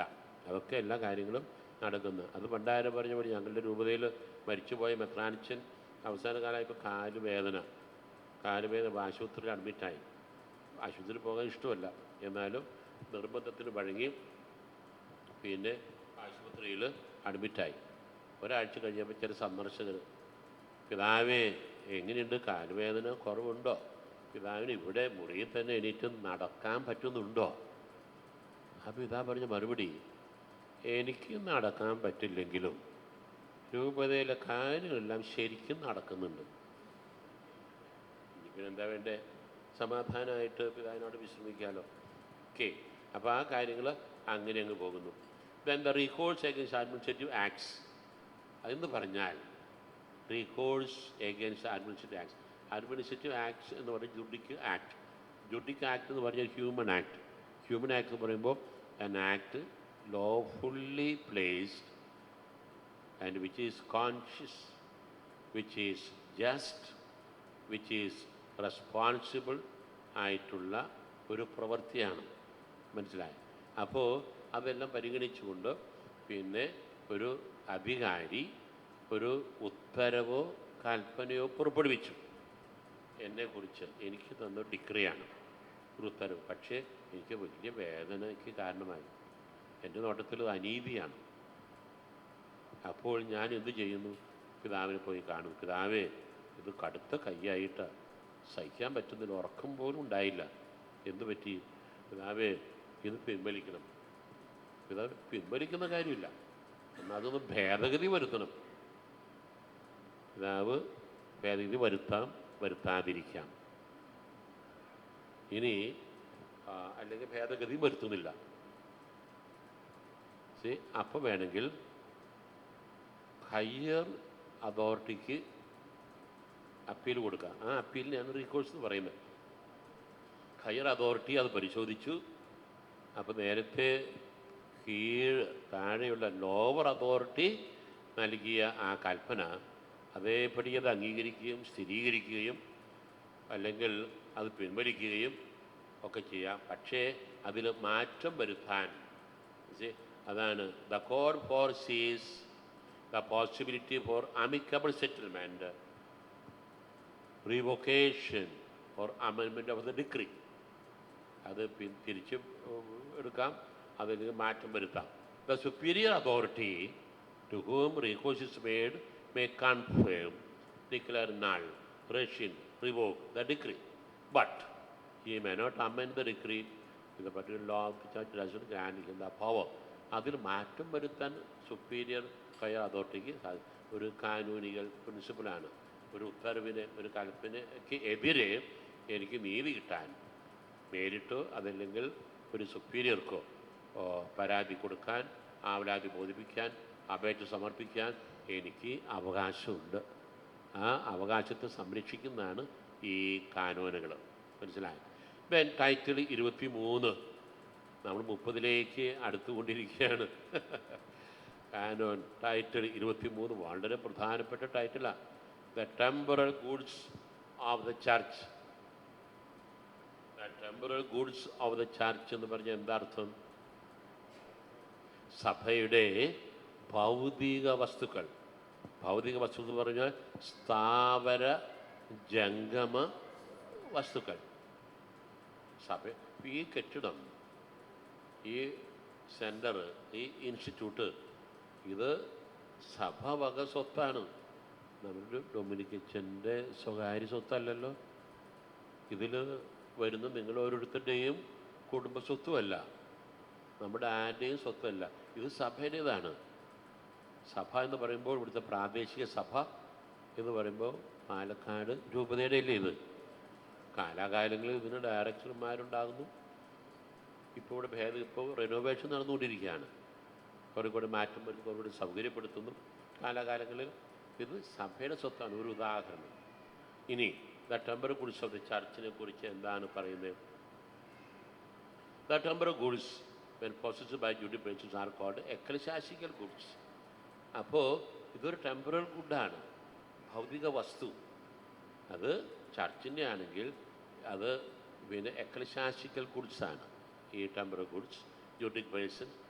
The church needs temporal goods for the 4 കാര്യങ്ങൾക്ക് സഭയ്ക്ക് ഭൗതിക വസ്തുക്കൾ ആവശ്യമുണ്ട്. സഭയ്ക്ക് എന്തിനാണ് സ്വത്ത്? സഭയ്ക്ക് എന്തിനാണ് പണം? അതാവശ്യമാണ്. 4 കാര്യങ്ങൾ അവിടെ പറയുന്നുണ്ടല്ലോ. Church needs temporal goods for the regulation of divine worship. ദൈവാരാധന നടത്താൻ. ഉദാഹരണം, ഇന്ന് ഇവിടെ വിശുദ്ധ കുർബാന അർപ്പിച്ചല്ലോ. വിശുദ്ധ കുർബാനയിൽ അപ്പവും വീഞ്ഞും ഉപയോഗിച്ചു, മെഴുകുതിരി കത്തിച്ചു. മെഴുകുതിരി കാലുകളുണ്ട്. വചനവേദിയിലും ബലിപീഠത്തിലും പ്രത്യേകം വിരികൾ കൊണ്ട് അലങ്കരിച്ചിട്ടുണ്ട്. ഇനി ഈ ബലി അർപ്പിക്കാനുള്ള സംവിധാനങ്ങൾ, സൗകര്യങ്ങൾ ഏർപ്പെടുത്തിയിട്ടുണ്ട്. ഇതിന് പണച്ചെലവില്ലേ? വൈദികർ ഉപയോഗിച്ച തിരുവസ്ത്രങ്ങൾ പണം കൊടുക്കാതെ വാങ്ങിക്കാൻ പറ്റുമോ? ഇതൊക്കെ പ്രത്യക്ഷമായോ പരോക്ഷമായോ ദൈവാരാധനയ്ക്ക് ആവശ്യമായിട്ടുള്ള സംഗതികളാണ്. അപ്പോൾ to regulate the divine worship, the regulation divine worship, ദൈവാരാധനയായിട്ട് ബന്ധപ്പെട്ട കാര്യങ്ങൾക്ക് നമുക്ക് സ്വത്തുണ്ടാവണം, പണം വേണം. 2, സപ്പോർട്ട് ഓഫ് ക്ലറിക്സ്. നമ്മുടെ പള്ളിയിലെ വികാരിച്ചന് മാസം തോറും അലവൻസ് കൊടുക്കുന്നുണ്ട്. അച്ഛന് ഭക്ഷണം കഴിക്കണ്ടേ? അച്ഛൻ അവിടെ മഴ കൊള്ളാതെ താമസിക്കണ്ടേ? അവിടെ ഇടവക കാര്യാലയം, ഓഫീസ്, അച്ഛന് അവിടെ സ്ഥിര താമസമുള്ളൊരു വൈദികൻ വേണം. കാരണം അവിടെ കൂദാശകൾ അർപ്പിക്കാനും അനുദിനം ബലിയർപ്പിക്കാനും അച്ഛൻ്റെ സേവനാവശ്യം. അച്ഛന് താമസിക്കാനുള്ള പള്ളി മേട, അനുബന്ധ സൗകര്യങ്ങൾ ഉണ്ടാകണം. അതോടൊപ്പം അച്ഛന് മാസം തോറും അലവൻസ്. അതാണ് support of clerics and other ministers. Pursuit of the works of apostolate. അപ്പോൾ വിവിധ പ്രേക്ഷിത പ്രവർത്തനങ്ങൾ സഭയിൽ, സാമൂഹ്യക്ഷേമ ജീവകാരുണ്യ പ്രവർത്തനങ്ങൾ, ആതുര ശുശ്രൂഷാലയങ്ങൾ, അതുമല്ല എങ്കിൽ മറ്റ് സാമൂഹ്യക്ഷേമ പ്രവർത്തനങ്ങൾ, പിന്നെ കുടുംബ പ്രേക്ഷിതത്വമായിട്ട് ബന്ധപ്പെട്ട കാര്യങ്ങൾ, അങ്ങനെ പിന്നെ അങ്ങനെയുള്ള ആവശ്യം. 4ാമത്തെ charity, apostolate and of charity എന്ന് പറയുമ്പോൾ വിവിധ തരത്തിലുള്ള പരസ്നേഹ പ്രവൃത്തികൾ. ഇതൊക്കെ ചെയ്യണമെങ്കിൽ എന്തിനു പരസ്നേഹ പ്രവൃത്തി ചെയ്യുക? നാം വിശ്വാസികളാണ്. ആ വിശ്വാസം സൽപ്രവൃത്തികളിലൂടെ നമ്മൾ പ്രകടമാകുന്നു. യേശുവിൻ്റെ മനോഭാവം നമ്മൾ ഉൾക്കൊള്ളുന്നു. അപ്പോൾ ഇതിനൊക്കെ പണം ആവശ്യമുണ്ട്, സ്വത്ത് ആവശ്യമുണ്ട്. സഭയുടെ സഭവക സ്ഥാപനങ്ങളും ആദർശ ഒരുപാട് വിമർശനങ്ങളും ആരോപണങ്ങളും എല്ലാം ഉണ്ട്. എങ്കിലും ഇന്ന് ക്രിസ്ത്യൻ സമുദായം സഭ ഏറ്റെടുത്ത് നടത്തുന്ന ഇങ്ങനെയുള്ള വിവിധങ്ങളായ പ്രവർത്തനങ്ങൾ, അത് സമൂഹത്തിൽ അത് വിദ്യാഭ്യാസ സ്ഥാപനങ്ങളാകാം, ആതുരാലയങ്ങളാകാം, മറ്റ് സാമൂഹ്യക്ഷേമ ജീവകാരുണ്യ പ്രവർത്തനങ്ങളാകാം, ഒരുപാട് നന്മ ചെയ്തുകൊണ്ട് നമ്മുടെ വിശ്വാസത്തിൽ ചേർന്ന സൽപ്രവൃത്തികൾ നമ്മൾ ചെയ്തുകൊണ്ടിരിക്കുന്നു. അപ്പോൾ ഇതിനൊക്കെ സഭ പണം ആവശ്യമാണ്, അതിന് സ്വത്ത് വേണം. The temporal goods of the church. The rules and regulations for the acquisition. 4 കാര്യങ്ങളാണ്. അക്വിസിഷൻ, ടു അക്വയർ, സ്വത്ത് ആർജിക്കുക അല്ലെങ്കിൽ സമ്പാദിക്കുക, അതാണ് അക്വിസിഷൻ. പൊസഷൻ, ഞാൻ അത് കൈവശം വെച്ചിരിക്കുന്നു. 3 അഡ്മിനിസ്ട്രേഷൻ, അത് വേണ്ട വിധത്തിൽ കൈകാര്യം ചെയ്യാൻ. ദെൻ ഏലിയനേഷൻ, ക്രയവിക്രയം ചെയ്യാൻ. അതുപോലെ pious wills, pious foundations, systematic arranged 47 canons, 47 കാനൂനുകൾ ഈ പറഞ്ഞ ടൈറ്റിലുണ്ട്. Temporalities of the church is an area where civil law should be observe in canon law. അപ്പോൾ ഇവിടെ സിവിൽ ലോയ്ക്ക് പ്രത്യേകമായിട്ടുള്ള പരിഗണനയുണ്ട്. കാനൻ ലോ ഉണ്ട്, സിവിൽ ലോയും ഉണ്ട്. അപ്പോൾ ഒരു വിൽപ്പന നടക്കണമെങ്കിൽ അവിടെ സിവിൽ ലോ ആയിട്ട് ബന്ധപ്പെട്ട കാര്യങ്ങളുണ്ട്. മുദ്രപത്രം, അതുപോലെ സ്റ്റാമ്പ് ഡ്യൂട്ടി, പിന്നെ അതിൻ്റെ ഇത്ര പെർസെൻറ്റേജ് ഒക്കെ ഉണ്ടല്ലോ. അത് സിവിൽ ലോ അനുസരിച്ചുള്ള കാര്യങ്ങളാണ്. അപ്പോൾ ഈ പറഞ്ഞ ഭൗതിക വസ്തുക്കളുമായിട്ട് ബന്ധപ്പെട്ട കൈകാര്യം ചെയ്യുന്നതും അതിൻ്റെ ഭരണവും ഒക്കെ സ്ഥലത്തെ സിവിൽ നിയമങ്ങളും നമ്മൾ പാലിക്കാൻ ബാധ്യസ്ഥരാണ്. ഇവിടെയൊക്കെ ഒരുപാട് പ്രതിസന്ധികൾ, മാറി മാറി വരുന്ന സിവിൽ നിയമങ്ങൾ, ടാക്സ്, ഇൻകം ടാക്സ്, ഇനി വീണ്ടും ഓർഫനേജുകൾ. സിസ്റ്റേഴ്സ് നടത്തിയിരുന്ന പല ഓർഫനേജുകളും അടച്ചുപൂട്ടി. സഹിക്കാൻ പറ്റാത്ത രീതിയിൽ നിയന്ത്രണങ്ങളും നൂലാമാലകളും പല പ്രശ്നങ്ങളും ഉള്ളതുകൊണ്ട് അതങ്ങനെ ഇന്നിപ്പോൾ ഒത്തിരി നിയന്ത്രണങ്ങൾ വരുന്നുണ്ട്. അപ്പോൾ ടെമ്പറൽ ഗുഡ്സ് വളരെ പ്രധാനപ്പെട്ട ഒരു മേഖല, അതേക്കുറിച്ച് നിയമങ്ങൾ നമുക്കിതിനകത്ത് കാണാൻ സാധിക്കും. ദെൻ വളരെ പ്രധാനപ്പെട്ട ഒരു കാര്യം, അത് ഏത് സ്ഥാപനം, മൂവബിൾ ഇമ്മൂവബിൾ ഗുഡ്സ്, ടെമ്പറൽ ഗുഡ്സായിട്ട് ബന്ധപ്പെട്ട അതിൻ്റെ പ്രവർത്തനങ്ങളിൽ വളരെ അത്യാവശ്യമുണ്ടായിരിക്കും ചില ഗുണവിശേഷങ്ങൾ. The good qualities of diligence and care. Diligence and care, transparency, accountability are required of the administrators of the ecclesiastical goods. Transparency വളരെ പ്രധാനപ്പെട്ടതാണ്. സുതാര്യത, കണക്ക്, ഇന്ന് അതിലൊക്കെ ഒത്തിരി വീഴ്ചകൾ പലയിടത്തുമുണ്ട്. എതിർ സാക്ഷ്യം ഉണ്ടാകുന്നു, കേസുകൾ ഉത്ഭവിക്കുന്നു. അപ്പോൾ വേണ്ട ആലോചനയില്ലാതെ, വേണ്ട കൺസൾട്ടേഷൻ ഇല്ലാതെ, കാനൂനിക സമിതികളിൽ നിന്നുള്ള സമ്മതമില്ലാതെ എന്തെങ്കിലും തീരുമാനമെടുത്ത് നടത്തുമ്പോൾ അതുമായിട്ട് ബന്ധപ്പെട്ട പ്രതിസന്ധികൾ വർദ്ധിച്ചു വരുന്നൊരു കാലഘട്ടത്തിലാണ്. വളരെ ശ്രദ്ധാപൂർവം സൂക്ഷ്മമായിട്ട് കൈകാര്യം ചെയ്യേണ്ട മേഖലയാണ്. ഏതാ? ആ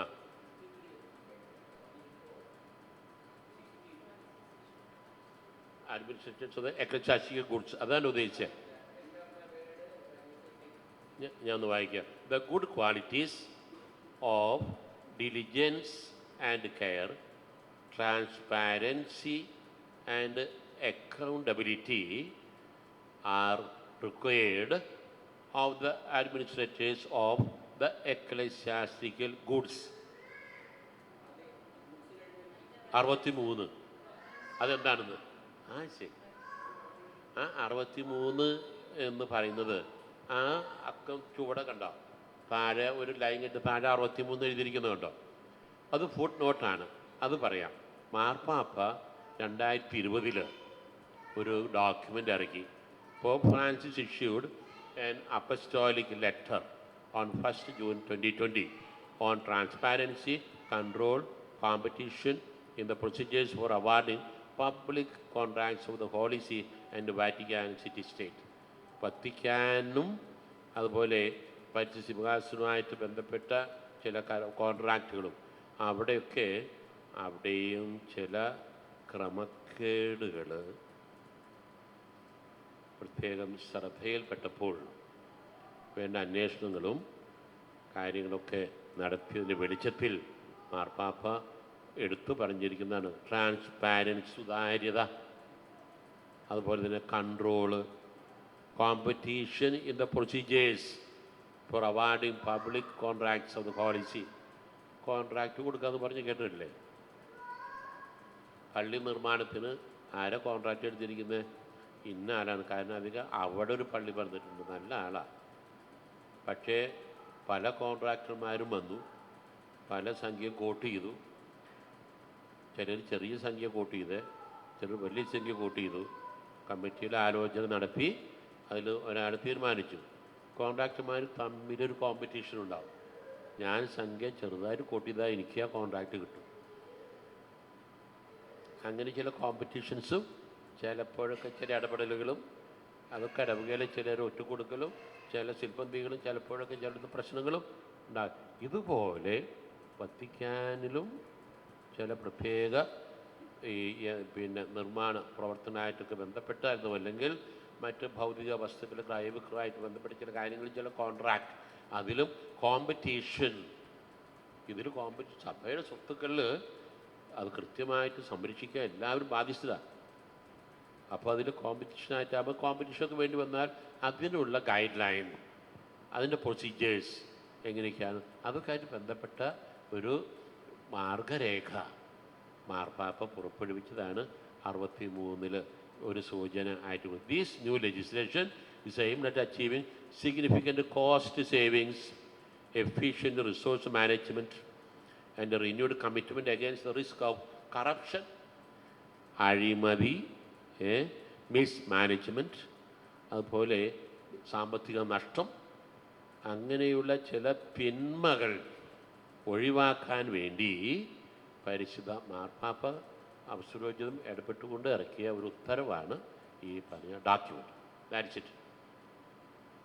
അപ്പോൾ ഈ ട്രാൻസ്പാരൻസി ഇന്നിപ്പോൾ പള്ളിയിൽ നമുക്കറിയാം, എല്ലാ സാമ്പത്തിക ഇടപാടുകളും വികാരിച്ചിനും കൈക്കാരന്മാരും ജോയിൻ്റ് ആയിട്ടാണ് വേണ്ടത്. ബാങ്ക് അക്കൗണ്ട് ജോയിൻ്റ് അക്കൗണ്ട് ആയിരിക്കണം. First signatory is a parish priest, വികാരിച്ച്, പിന്നെ നടത്ത് കൈക്കാരൻ, അല്ലെങ്കിൽ എല്ലാ കൈക്കാരന്മാരും അവർ ഒപ്പിട്ട് ജോയിൻ്റ് അക്കൗണ്ട്. പിന്നെ വളരെ ഡിലിജൻസ് ഇൻ ദ കെയർ, ഇടവകയിൽ കാർഷിക വിഭവങ്ങൾ, അതിൽ മറ്റ് ധനാഗമ മാർഗങ്ങൾ ഒന്നും നശിക്കാതെ, പിന്നെ ഉപേക്ഷിച്ച് പോകാതെ നഷ്ടം വരാതെ അതൊക്കെ വേണ്ട വിധത്തിൽ എടുക്കാനും അത് കളക്ട് ചെയ്യാനും. പ്രത്യേകിച്ച് ഞാൻ ഓർക്കുന്നു, ഞാൻ ആവിരി വികാരിയായ ഒരു കൊച്ചു പള്ളി, അവിടുത്തെ ഒരു കൈക്കാരൻ പ്രായം ചെന്ന ഒരു ചേട്ടനാണ് കുഞ്ഞിത്തൊമ്മൻ, സഹ കൈക്കാരൻ ഒരു ചെറിയ ചെറുപ്പക്കാരൻ. അങ്ങനെ എന്തുണ്ടായി, എല്ലാ ദിവസവും കുർബാനയ്ക്ക് വരും ഈ കൈക്കാരൻ കുഞ്ഞിത്തോമൻ എന്ന് പറഞ്ഞ ആ ചേട്ടൻ. പള്ളിക്ക് ഒരുപാട് കശ്മാവുണ്ട്. കശ്മാവ് എന്ന് വെച്ചാൽ മനസ്സിലായില്ലേ? കാഷ്യൂനട്ട്, കശുവണ്ടി. അപ്പം അങ്ങനെ മാവ് കുറച്ച് പാറപ്പുറ ഒരുപാട് മാവുണ്ട്, ധാരാളം കശുവണ്ടി അവിടുന്ന് കിട്ടും. ഈ മനുഷ്യൻ ഒരു ദിവസം കുർബാന കഴിഞ്ഞാൽ ഉടനെ പള്ളിയിൽ പിന്നെ ആ പറമ്പ് മുഴുവൻ നടന്ന് ഒരു സഞ്ചിയും കയ്യിലെടുക്കും. എന്നിട്ട് ഓരോ മരത്തിനും ചുവട്ടിലും എന്തോ കിളികളോ കൊത്തിയിട്ടിരിക്കുന്ന കശുമാങ്ങ പറിച്ച് അതിൻ്റെ കശുവണ്ടി പറിച്ചെടുത്ത് അങ്ങനെ ഓരോന്നും ഒന്നുപോലും നഷ്ടപ്പെടാതെ എല്ലാം കളക്ട് ചെയ്ത് കൊണ്ടുവന്ന് ഇവിടെ ഓഫീസിൽ കൊണ്ടുവച്ച് ഒരു നല്ലൊരു ആകുമ്പോഴത്തേക്കും ഒരുമിച്ച് കൊണ്ടുപോയി വിൽപ്പന നടത്തി ആ പണം പള്ളി അക്കൗണ്ടിൽ വരവ് വയ്ക്കുന്നു. പള്ളിയുടെ ഒന്നും നഷ്ടപ്പെടാതിരിക്കാൻ, കൈപ്പച്ചക്കയാകട്ടെ, മാങ്ങയാകട്ടെ, മറ്റെന്തെങ്കിലും കാർഷിക വിഭവങ്ങളാകട്ടെ, പള്ളിയുടെ പൊതു സ്വത്ത് ഒന്നും നഷ്ടപ്പെടാതെ സൂക്ഷിക്കാൻ ഉത്തരവാദിത്തപ്പെട്ട. അപ്പോൾ ധനാഗമ മാർഗങ്ങൾ ആയിട്ട് ബന്ധപ്പെട്ട എല്ലാ കാര്യങ്ങളിലും, അല്ലെങ്കിൽ സാമ്പത്തിക വിനിയോഗമായിട്ട് ബന്ധപ്പെട്ട എല്ലാ കാര്യങ്ങളിലും ഇവർക്ക് ജോയിൻ്റ് റെസ്പോൺസിബിലിറ്റിയാണ്. ഭണ്ണാരത്തിൽ നിന്ന് പിരിവെടുക്കുമ്പോൾ തനിച്ച് പോയി ഭണ്ണാരം തുറക്കാൻ പാടില്ല. പള്ളിയോഗ നടപടിക്രമം അനുസരിച്ച് 2 പേരെങ്കിലും സാന്നിധ്യത്തിലായിരിക്കണം ഭണ്ഡാരം തുറന്ന് കണ്ട സംഖ്യയ്ക്ക് എഴുതി ഒപ്പിട്ട് 2 പേരും ഒപ്പിടും. അത്രയും കണിശമാണ്. അത് സഭയുടെ നിയമമാണ്. എത്ര പള്ളികളിൽ അത് കൃത്യം പാലിക്കുന്നു എന്നുള്ളത് ഇത് വേതനമില്ലാത്ത ഒരു ഏർപ്പാടാണ്. പിന്നെ ഇച്ചിരി വേദനയാണ് പലപ്പോഴും കിട്ടുന്നതേ. അപ്പോൾ അസ്വസ്ഥതകൾ പലതും ഉണ്ട്. എങ്കിലും വലിയൊരു സർവീസ് കാര്യക്ഷമമായിട്ട് നടത്തുന്ന കാര്യം നമ്മൾ കണ്ടത് എന്താണ്? അടുത്തത് 24 ട്രയൽസ് ഇൻ ജനറൽ. ട്രയൽ എന്ന് പറഞ്ഞാൽ വിചാരണ. അപ്പോൾ ഇവിടെ പ്രത്യേകമായിട്ട് ശ്രദ്ധിക്കുക. പിന്നെ ഒരു വിചാരണ നടത്താൻ എന്ന് പറയുമ്പോൾ ഒരു തർക്കം ഉണ്ടായി, കേസായി. സഭയിലും കേസുണ്ടാകുമ്പോൾ സഭാ കോടതിയിൽ എങ്ങനെയാണ് കുറ്റവിചാരണ നടത്തേണ്ടത്, അതുമായിട്ട് ബന്ധപ്പെട്ട നിയമങ്ങളാണ്. Trial is a hearing, discussion, settlement by a judge of a legal controversy which arises between a petitioner and a respondent. 2 വ്യക്തികൾ തമ്മിലൊരു തർക്കമാണ്. അത് എന്താ പറയുക, hearing, discussion and settlement of A controversy before A judge. അപ്പോൾ അതുമായിട്ട് ബന്ധപ്പെട്ട നിയമങ്ങൾ പലതും ഇതിനകത്ത് വരുന്നുണ്ട്. അപ്പോൾ ആ ട്രൈബ്യൂണൽ കൃത്യമായിട്ട് കോൺസ്റ്റിറ്റ്യൂട്ട് ചെയ്ത് എല്ലാ രൂപതയിലും കോടതികളുണ്ട്. മാരേജ് കേസുകൾ മാത്രമല്ല, അത് മേജർ ആർക്കി എപ്പിസ്കോപ്പൽ സഭയ്ക്ക് ഒരു ഓർഡിനറി ട്രൈബ്യൂണലുണ്ട്. അതൊരു അപ്പലേറ്റ് ട്രൈബ്യൂണലാണ്. കീഴ്ക്കോടതിയിൽ നിന്ന് അപ്പീലും മേൽക്കോടതിയിലേക്ക് വരുന്നു. അത് മേജർ ആർച്ച് ബിഷപ്പിൻ്റെ കോടതി, അല്ലെങ്കിൽ പേട്രിയാർക്കൽ കോടതി. പിന്നെ റോമിൽ മാർപ്പാപ്പയുടെ കോടതികളുണ്ട്, ശ്ലൈഹിക സിംഹാസനത്തിൻ്റെ കോടതികൾ എന്ന് പറഞ്ഞാൽ അഡ്മിനിസ്ട്രേഷൻ ഓഫ് ജസ്റ്റിസ്. നീതി എന്താ പറയുക, മഴ പോലെ അല്ലെങ്കിൽ കരുണ മഴ പോലെ ഒഴുകിയിറങ്ങട്ടെ എന്നാണ് പറയുന്നത്. അപ്പോൾ നീതി പുലരണം. അപ്പോൾ നീതി നിർവഹണത്തിന് നിയമങ്ങൾ ഉണ്ട്. ആ നിയമങ്ങൾ കൃത്യമായിട്ട് പാലിക്കണം. ഇനി വീണ്ടും റോമിലുള്ള അപ്പസ്റ്റോലിക് സിഞ്ഞത്തൂര, മാർപ്പാപ്പയുടെ പരമാധികാര സുപ്രീം കോടതിയാണ്, സഭയുടെ സുപ്രീം കോടതി. നമ്മുടെ സീറോ മലബാർ സഭയുടെ സുപ്രീം കോടതി മേജർ ആർക്കി എപ്പിസ്കോപ്പൽ ഓർഡിനറി ട്രൈബ്യൂണൽ, അത് സീറോ മലബാർ സഭയുടെ ഉള്ളിൽ മാത്രം. ഇനി യൂണിവേഴ്സൽ കാത്തലിക് ചർച്ച്, ആഗോള കത്തോലിക്ക സഭയുടെ പരമോന്നത നീതിന്യായ കോടതിയാണ് സിഞ്ഞത്തൂര അപ്പസ്തോലിക്ക, ദ സുപ്രീം ട്രൈബ്യൂണൽ. ആ കോടതിക്ക് പ്രത്യേക ഉത്തരവാദിത്വമുണ്ട്. ലോകം മുഴുവനുള്ള എല്ലാ കത്തോലിക്ക രൂപതകളിലെ കോടതികളിൽ നീതിന്യായ നിർവഹണം എത്ര നന്നായിട്ട് കാര്യക്ഷമമായി നടക്കുന്നുണ്ടെന്ന് സൂപ്പർവൈസ് ചെയ്യുക. അപ്പം ആയതുകൊണ്ട് എല്ലാ കോടതികളും എല്ലാ കൊല്ലവും റിപ്പോർട്ട് സമർപ്പിക്കണം. നമ്മുടെ പാലക്കാട് രൂപതാ കോടതിയുണ്ട്. കോടതിയുടെ റിപ്പോർട്ട് എല്ലാ കൊല്ലവും ജനുവരി ആദ്യ ആഴ്ചയിൽ റോമിലേക്ക് അയക്കണം. അതിൻ്റെ കോപ്പി മേജർ ആർച്ച് ബിഷപ്പിൻ്റെ കോടതിയിലും അറിയിക്കണം. എല്ലാ കോടതികളും അപ്പോൾ അതിലെന്തെങ്കിലും പോരായൊക്കെ പരിശോധിച്ച് നിർദ്ദേശങ്ങൾ നൽകുന്നതാണ്. കൂടാതെ ഈ സിനഡ് ഓഫ് ബിഷപ്സ്, മെത്രാന്മാർ സിനഡിൽ നിന്ന് 3 പിതാക്കന്മാരെ പ്രത്യേകം തിരഞ്ഞെടുക്കും. മെത്രാന്മാരെ കുറിച്ചുള്ള പരാതികൾ മെത്രാന്മാരുടെ സമിതിയിലേക്ക്, അതൊരു കോടതിയാണ്, ആ സമിതിയിലേക്ക് പരാതി കൊടുക്കാനായിട്ട് ആ കോടതി അത് പരിശോധിക്കും. പിന്നെ അങ്ങനെ ഉള്ള അതിൻ്റെ പ്രൊസീജിയർ എന്തൊക്കെ ആയിരിക്കണമെന്ന് അതിനും സ്റ്റാറ്റ്യൂട്ട്സും പ്രത്യേകം നിയമ നടപടികൾ ഒക്കെ ഉണ്ട്. കൂടാതെ ഇങ്ങനെയൊക്കെ ഉണ്ടെങ്കിലും തർക്കങ്ങൾ ഉണ്ടെങ്കിൽ രമ്യമായി പരിഹരിക്കാൻ, അനുരഞ്ജനം ഉണ്ടാകാൻ, കോടതിക്ക് പുറത്ത് കേസ് സെറ്റിൽ ചെയ്യാൻ, അവസാനിപ്പിക്കാനുള്ള മാർഗങ്ങളും അതാണ് methods to avoid a trial, settlements and compromise by arbitrators. ഇതും നമ്മുടെ സഭയിലുള്ള സംവിധാനമാണ്.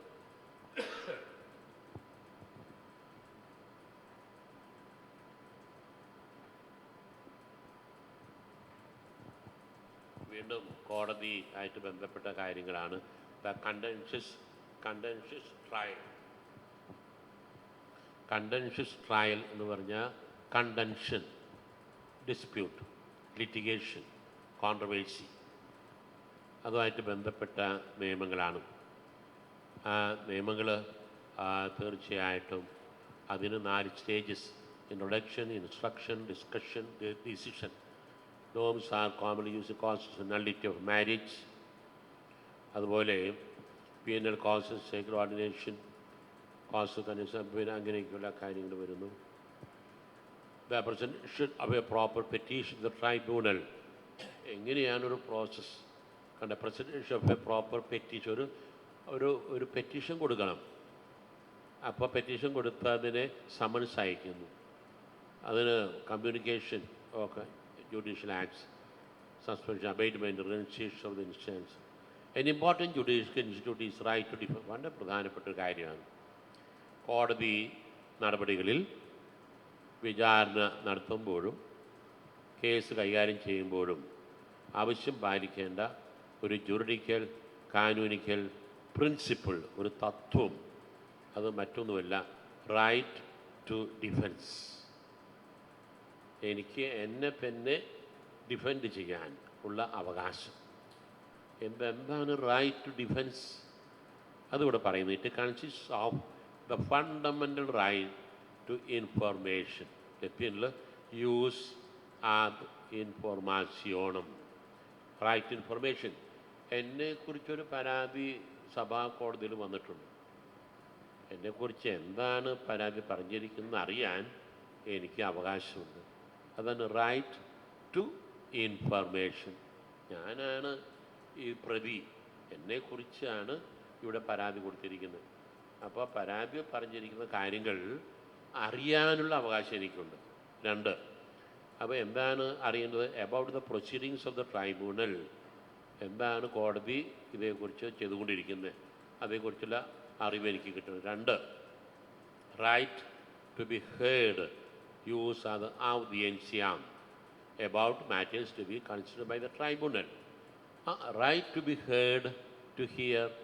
എന്നെയും കേൾക്കണം, എൻ്റെ ഭാഗം കൂടെ കേട്ടതിന് ശേഷമേ വിധി പ്രസ്താവിക്കാൻ പാടുള്ളൂ.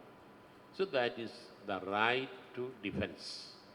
ഒന്ന്, കോടതിയിൽ എനിക്കെതിരെ വന്നിട്ടുള്ള പരാതിയുടെ ഉള്ളടക്കം എന്താണെന്ന് അറിയാൻ എനിക്ക് അവകാശമുണ്ട്, കോടതി എന്നെ അറിയിക്കണം. 2, ഇപ്പോൾ പരാതിക്കാരൻ എന്നെ അറിയിക്കേണ്ട, പരാതിക്കാരൻ കോടതിയിലാണ് അറിയിച്ചിരിക്കുന്നത്. അപ്പോൾ കോടതി ആ പരാതിയുടെ പകർപ്പ് എനിക്ക്, അതുകൊണ്ട് എനിക്ക് പറയാനുള്ളത്, കോടതിയെ ബോധിപ്പിക്കാൻ എനിക്കുള്ളത് എനിക്ക് ബോധിപ്പിക്കാം, നേരിട്ടോ അല്ലെങ്കിൽ എഴുത്ത് മുഖേനയോ. അപ്പോൾ ഇത് തീർച്ചയായിട്ടും അതെൻ്റെ അവകാശമാണ്. ആ അവകാശം സംരക്ഷിക്കപ്പെടും. ഈ അടുത്ത അവസരത്തിൽ നിങ്ങൾ ഓർക്കുന്നുണ്ടാവും, രാഹുൽ ഗാന്ധിയുടെ അപകീർത്തി കേസ് ഉണ്ടായല്ലോ. ഈ ഗുജറാത്ത് കോടതിയിലെ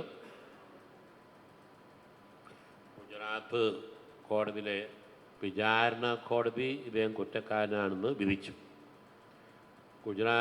അപ്പീൽ കൊടുത്തപ്പോൾ ഗുജറാത്ത് ഹൈക്കോടതി ആ കീഴ്ക്കോടതി വിധി ശരിവെച്ചു എന്ന് പറഞ്ഞാൽ അതിൻ്റെ പേരിലാണ് ഈ രാഹുലിന് പാർലമെൻറ്റ് അംഗത്വം റദ്ദായി, അയോഗ്യത കൽപ്പിച്ചു. 2 വർഷത്തേക്ക് ഇനി മത്സരിക്കാൻ പാടില്ല. അത് വലിയ പ്രതിസന്ധിയായി. അപ്പോൾ എന്ത് ചെയ്തു രാഹുൽ? സുപ്രീം കോടതിയിൽ സ്പെഷ്യൽ അപ്പീൽ കൊടുത്തു. സുപ്രീം കോടതിയിൽ അപ്പീൽ കൊടുത്ത വിവരം അറിഞ്ഞപ്പോൾ ഗുജറാത്തിൽ കീഴ്ക്കോടതിയിലെ പരാതിക്കാരൻ സുപ്രീം കോടതിയിലേക്ക് ഒരു റിട്ട് ഫയൽ ചെയ്യുകയാണ്. എന്താണ്? പ്രതി അവിടെ ഒരു അപ്പീൽ തന്നിട്ടുണ്ടല്ലോ, അപ്പീലിന്മേൽ തീരുമാനം എടുക്കുന്നതിന് മുമ്പ് എന്നെ കൂടെ കേട്ടതിന് ശേഷമേ ഒരു തീരുമാനം എടുക്കാൻ പാടുള്ളൂ. സുപ്രീം കോടതി ആ പരാതി, അദ്ദേഹത്തിൻ്റെ ആവശ്യം സ്വീകരിച്ചു. അദ്ദേഹത്തെ കൂടെ കേട്ടതിന് ശേഷമാണ് വിധി പ്രസ്താവിച്ചത്. ഈ രാഹുൽ അയോഗ്യത തൽക്കാലം സ്റ്റേ ചെയ്തു, അദ്ദേഹത്തിന് പാർലമെൻറ്റിൽ പോകാം. എന്നിട്ടൊരു മുന്നറിയിപ്പും കൊടുത്തു, ഉത്തരവാദിത്വമില്ലാത്ത രീതിയിലുള്ള സംസാരമൊക്കെ ഒഴിവാക്കണം കേട്ടോ. പ്രത്യേകിച്ച് പബ്ലിക് സർവൻസ്. അത് രാഹുലിന് മാത്രമല്ല എല്ലാവർക്കും ബാധിക്കുന്ന ഒരു കാര്യമാണ്. ഞാൻ പറഞ്ഞു വന്നത്, എന്നെ കൂടെ കേൾക്കാതെ തീരുമാനം എടുക്കരുത്. ഇവിടെ കണ്ടോ, അതിന് റൈറ്റ് ടു ഡിഫെൻസ്. രണ്ട് ഭാഗവും കേൾക്കണം. എന്നിട്ട് അതിൻ്റെ ന്യായാന്യായ കാര്യങ്ങൾ വിശകലനം ചെയ്ത് നിയമത്തിൻ്റെ വെളിച്ചത്തിൽ യുക്തമായ, സത്യസന്ധമായ, സുതാര്യമായ, യുക്തിഭദ്രമായ ഒരു തീരുമാനം കോടതി പുറപ്പെടുവിക്കണം.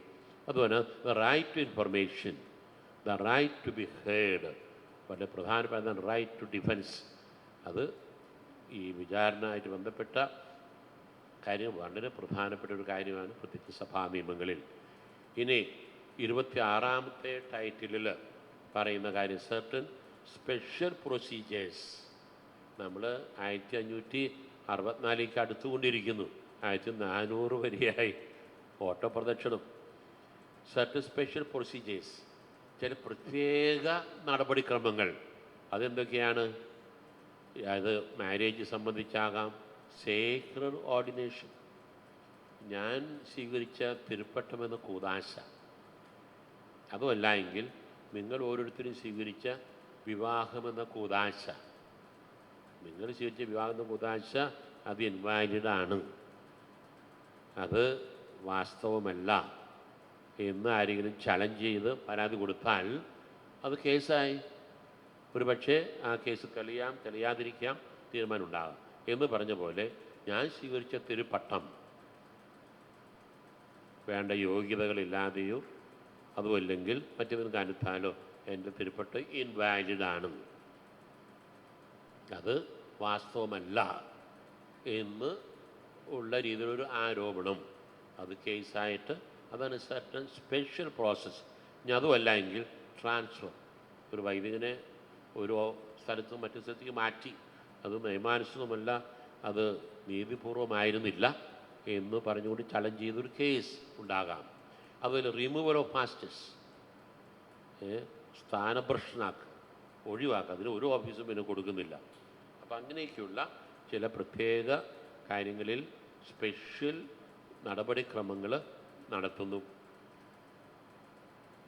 ഇവിടെ നള്ളിറ്റി ഓഫ് മാരേജ്, പിന്നെ separation spouses, presumed death of a spouse, wrath with non consummate marriages, privilege of faith, short of procedure, അങ്ങനെ പല പല സ്പെഷ്യൽ പ്രോസസ്സ് ഉണ്ട്. അതിൽ ശ്രദ്ധിക്കുക, നള്ളിറ്റി ഓഫ് മാരേജ് കോടതി വഴി, സെപ്പറേഷൻ സ്പൗസസ് ചില പ്രത്യേക ഒന്നിച്ചുള്ള സഹവാസത്തിന് ബുദ്ധിമുട്ടുള്ള ചില പ്രത്യേക സാഹചര്യങ്ങളിൽ ഒരു പ്രത്യേക ഡിഗ്രി വഴി സെപ്പറേഷൻ, മാരിറ്റൽ ബോണ്ട് നിലനിൽക്കുന്നു. പ്രിസ്യൂംഡ് ഡെത്ത്, അത് നിങ്ങൾ കേട്ട് കാണും. ഭർത്താവ് വീട്ടിൽ നിന്ന് ഇറങ്ങി, എവിടേക്കോ പോകണമെന്ന് പറഞ്ഞില്ല, അത് എവിടേക്കോ പോയി, 2-3 ദിവസമായിട്ടും തിരിച്ചു വന്നിട്ടില്ല. അന്വേഷണമായി, എല്ലാ പോലീസ് സ്റ്റേഷനും പരാതി കൊടുത്തു, മിസ്സിങ്. പത്രത്തിലും വാർത്ത കൊടുത്തു. 5 അടി പൊക്കം, ഇരുനിറം, കറുത്ത ഷർട്ട്, വെള്ള പാൻസ്. അതുപോലെ വെള്ള പാൻസ്, കറുത്ത ഷർട്ട്, കറുത്ത കണ്ണട, കറുത്ത വാവുള്ള ദിവസം, കർക്കട മാസം, കറുത്ത കാറിൽ, കറുത്ത ടൈയും കറുത്ത ബൂട്ടും, കറുത്ത കണ്ണട വെച്ച് ഉള്ള ഒരാൾ അങ്ങനെ കാറിൽ പോകുമ്പോൾ പെട്ടെന്നൊരു കറുത്ത പൂച്ച കറുത്ത ടാർട്ടോട് വട്ടം ചാടി, പൂച്ച രക്ഷപ്പെട്ടു. എങ്ങനെ സംഭവിച്ചു? എത്ര കൃത്യമായ ഉത്തരവാണെന്ന് നോക്കൂ. പകല പറ്റിയിട്ടുണ്ടോ? സംഭവിച്ചിട്ടുണ്ടോ? അത് കൊള്ളാം. അപ്പോൾ പകലായതുകൊണ്ട് കാറോടിക്കുന്ന ആൾക്ക് കണ്ണിൽപ്പെട്ടു, അതുകൊണ്ട് കാർ നിർത്താം. അപ്പോൾ പലരും ചിന്തിക്കുന്നത് രാത്രി കറുത്ത വാവുള്ള ദിവസം, കർക്കട മാസത്തിൽ, കറുത്ത രാത്രി, കറുത്ത ഷർട്ട്, കറുത്ത ബൂട്ട്, കറുത്ത പാൻസ്, കറുത്ത കണ്ണട, ടൈയും കോട്ടും ടിപ്പും ടോപ്പും ബൂട്ടും എല്ലാം കറുത്ത നിറം. അപ്പോഴാണ് കറുത്ത പൂച്ച അതിലെ കടന്നു വരുന്നത്. എന്തെല്ലാം സംഭവിക്കാം. അങ്ങനെയുള്ള ഒരു രീതിയിൽ അദ്ദേഹം പോയി. ഇയാൾ തിരിച്ചു വന്നിട്ടില്ല, വീട്ടിൽ നിന്ന് ഇറങ്ങിയതാ. എന്താ ചെയ്യുക? ഭാര്യ മക്കള് ആറ്റുനോറ്റ് കാത്തിരിക്കുകയാണ്, കണ്ണിൽ എണ്ണ ഒഴിച്ച്. എന്ത് പറയുന്നു ചേട്ടാ? എന്താ ചെയ്യാനി? പോലീസ് സ്റ്റേഷനൊക്കെ കംപ്ലൈൻറ്റ് കൊടുത്തു. അത് ഇവിടെ മാത്രമല്ല, തൊട്ടടുത്തുള്ള എല്ലാ പോലീസ് സ്റ്റേഷനിലും കംപ്ലൈൻറ്റ് കൊടുത്തു. എന്നിട്ട് ഒരാഴ്ച കഴിഞ്ഞു, ഒരെത്തും പിടിയില്ല. എന്തു ചെയ്യും ചേട്ടാ? സാറ് കൈവിട്ട് കളയണോ? ഭാര്യയും 3 മക്കളും ജീവിച്ചിരിക്കുകയാണ്. സാറെന്ത് പറയുന്നു? ആ,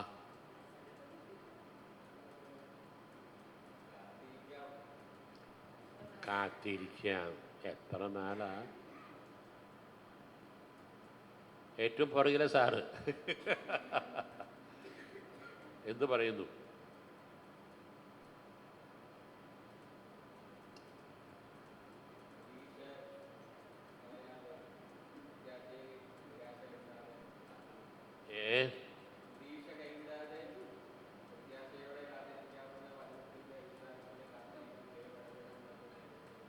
എന്ത് പറയുന്നു ടീച്ചറെ?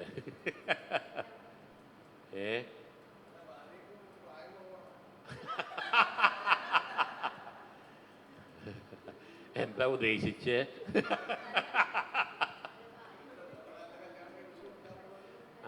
അപ്പൊ ചോദ്യം, അവര് എത്ര നാളിങ്ങനെ കാത്തിരിക്കും? ആഴ്ചകളും മാസങ്ങളും കഴിഞ്ഞു, കൊല്ലങ്ങളും കഴിഞ്ഞുകൊണ്ടിരിക്കുന്നു. കൊല്ലങ്ങളും കഴിഞ്ഞുകൊണ്ടിരിക്കുന്നു. അപ്പം എന്താ ഉപദേശിക്കുന്നത്? അവർക്ക് ഒരു വിവാഹം. പക്ഷെ ആ ഭാര്യ തൻ്റെ സ്വന്തം ഭർത്താവ് വിട്ടിഞ്ഞ് വേറെ ആരും ഇനി വേണ്ട. എന്തു ചെയ്യും? സിസ്റ്റർ എന്താ പറഞ്ഞല്ലോ,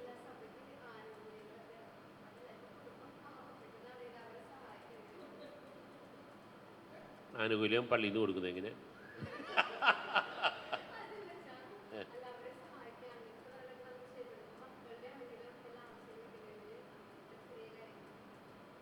വേറെ കല്യാണം കഴിക്കണ്ടേ?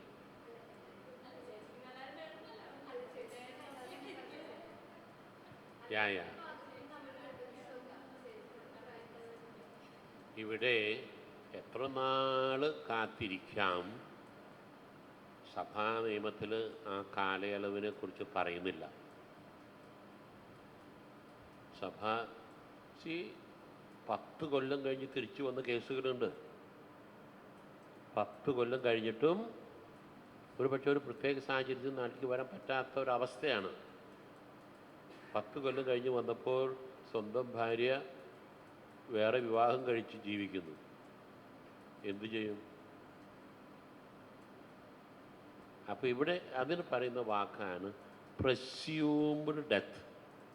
The absence of the husband or one partner may not necessarily be a death. കാണാനില്ല, കാണാനില്ല, കണ്ടവരുണ്ടോ? പത്രത്തിൽ ന്യൂസ് കൊടുത്തു, അടുത്ത പോലീസ് സ്റ്റേഷൻ അറിയിക്കുക, അല്ലെങ്കിൽ ഈ നമ്പറിൽ ബന്ധപ്പെടുക. പക്ഷേ ഇവരുദേഹത്ത് കാണാനില്ല. അപ്പോൾ എത്ര നാളായിട്ടും കുറേ നാൾ കാണാനില്ല. അപ്പോൾ മരിച്ചു കാണും എന്നുള്ള അനുമാനത്തിന്മേൽ, മരിച്ചു കാണും എന്നുള്ള നിഗമനത്തിൽ ഒരു വിവാഹം കഴിക്കാൻ സഭ അനുവദിച്ചേക്കും. പക്ഷേ അത് പ്രസ്യൂംഡ് ഡെത്ത് അങ്ങനെ ഒരു വാക്കാലും പറഞ്ഞ് അനുവാദം കൊടുക്കുന്നതല്ല. അതിനും ഒരു നടപടിക്രമമുണ്ട്. അതിന് പ്രസ്യൂംഡ് സ്പെഷ്യൽ പ്രൊസീജിയർ നടത്തി ഈ പ്രസ്യൂംഡ് ഡെത്ത് പോയിട്ട് കുറേ നാളായി, തിരിച്ച് വന്നിട്ടില്ല, ആരും കണ്ടവരില്ല, ഒരു റിപ്പോർട്ടില്ല, പത്രത്തിൽ പരസ്യപ്പെടുത്തിയതിൻ്റെ പത്രക്കടലാസിൻ്റെ കട്ടിങ്ങും മറ്റന്വേഷണം നടത്തിയതിൻ്റെ റിപ്പോർട്ടുകളും രേഖകളും മറ്റ് വിശ്വസനീയമായിട്ടുള്ള സാക്ഷിമൊഴികളും, അതെല്ലാ കാര്യങ്ങളും പരിഗണിച്ചുകൊണ്ട് ഒരു പ്രിസംഷൻ, ഒരു അനുമാനം, അദ്ദേഹം മരിച്ചു കാണും, ഇനി എത്ര കാലം ജീവിച്ചിരിക്കും, ഒരു ജീവിതം വേണ്ടേ, മക്കളെ പോറ്റി വളർത്തണ്ടേ, കുടുംബത്തെ രക്ഷിക്കണ്ടേ. അപ്പോൾ ആ രീതിയിൽ the right of the remaining spouse, അവർക്കും അവകാശമുണ്ടല്ലോ, ആ കുടുംബം വഴിയാധാരാൻ പാടില്ലല്ലോ, അതുകൂടെ കണക്കിലെടുത്തുകൊണ്ട്. പക്ഷെ ഓർക്കുക, അത് മരിച്ച് കാണും എന്നുള്ള അനുമാനത്തിന്മേലാണ് ഇത്. അതിനാണ് പ്രിസ്യൂംഡ് ഡെത്ത്, അതിനൊരു പ്രൊസീജിയർ, അതാണ് സ്പെഷ്യൽ പ്രൊസീജിയർ ആയിട്ട് നടത്താൻ ഉള്ള ഒരു വകുപ്പ് നമ്മുടെ കാനനിൽ പറഞ്ഞിരിക്കുന്നത്.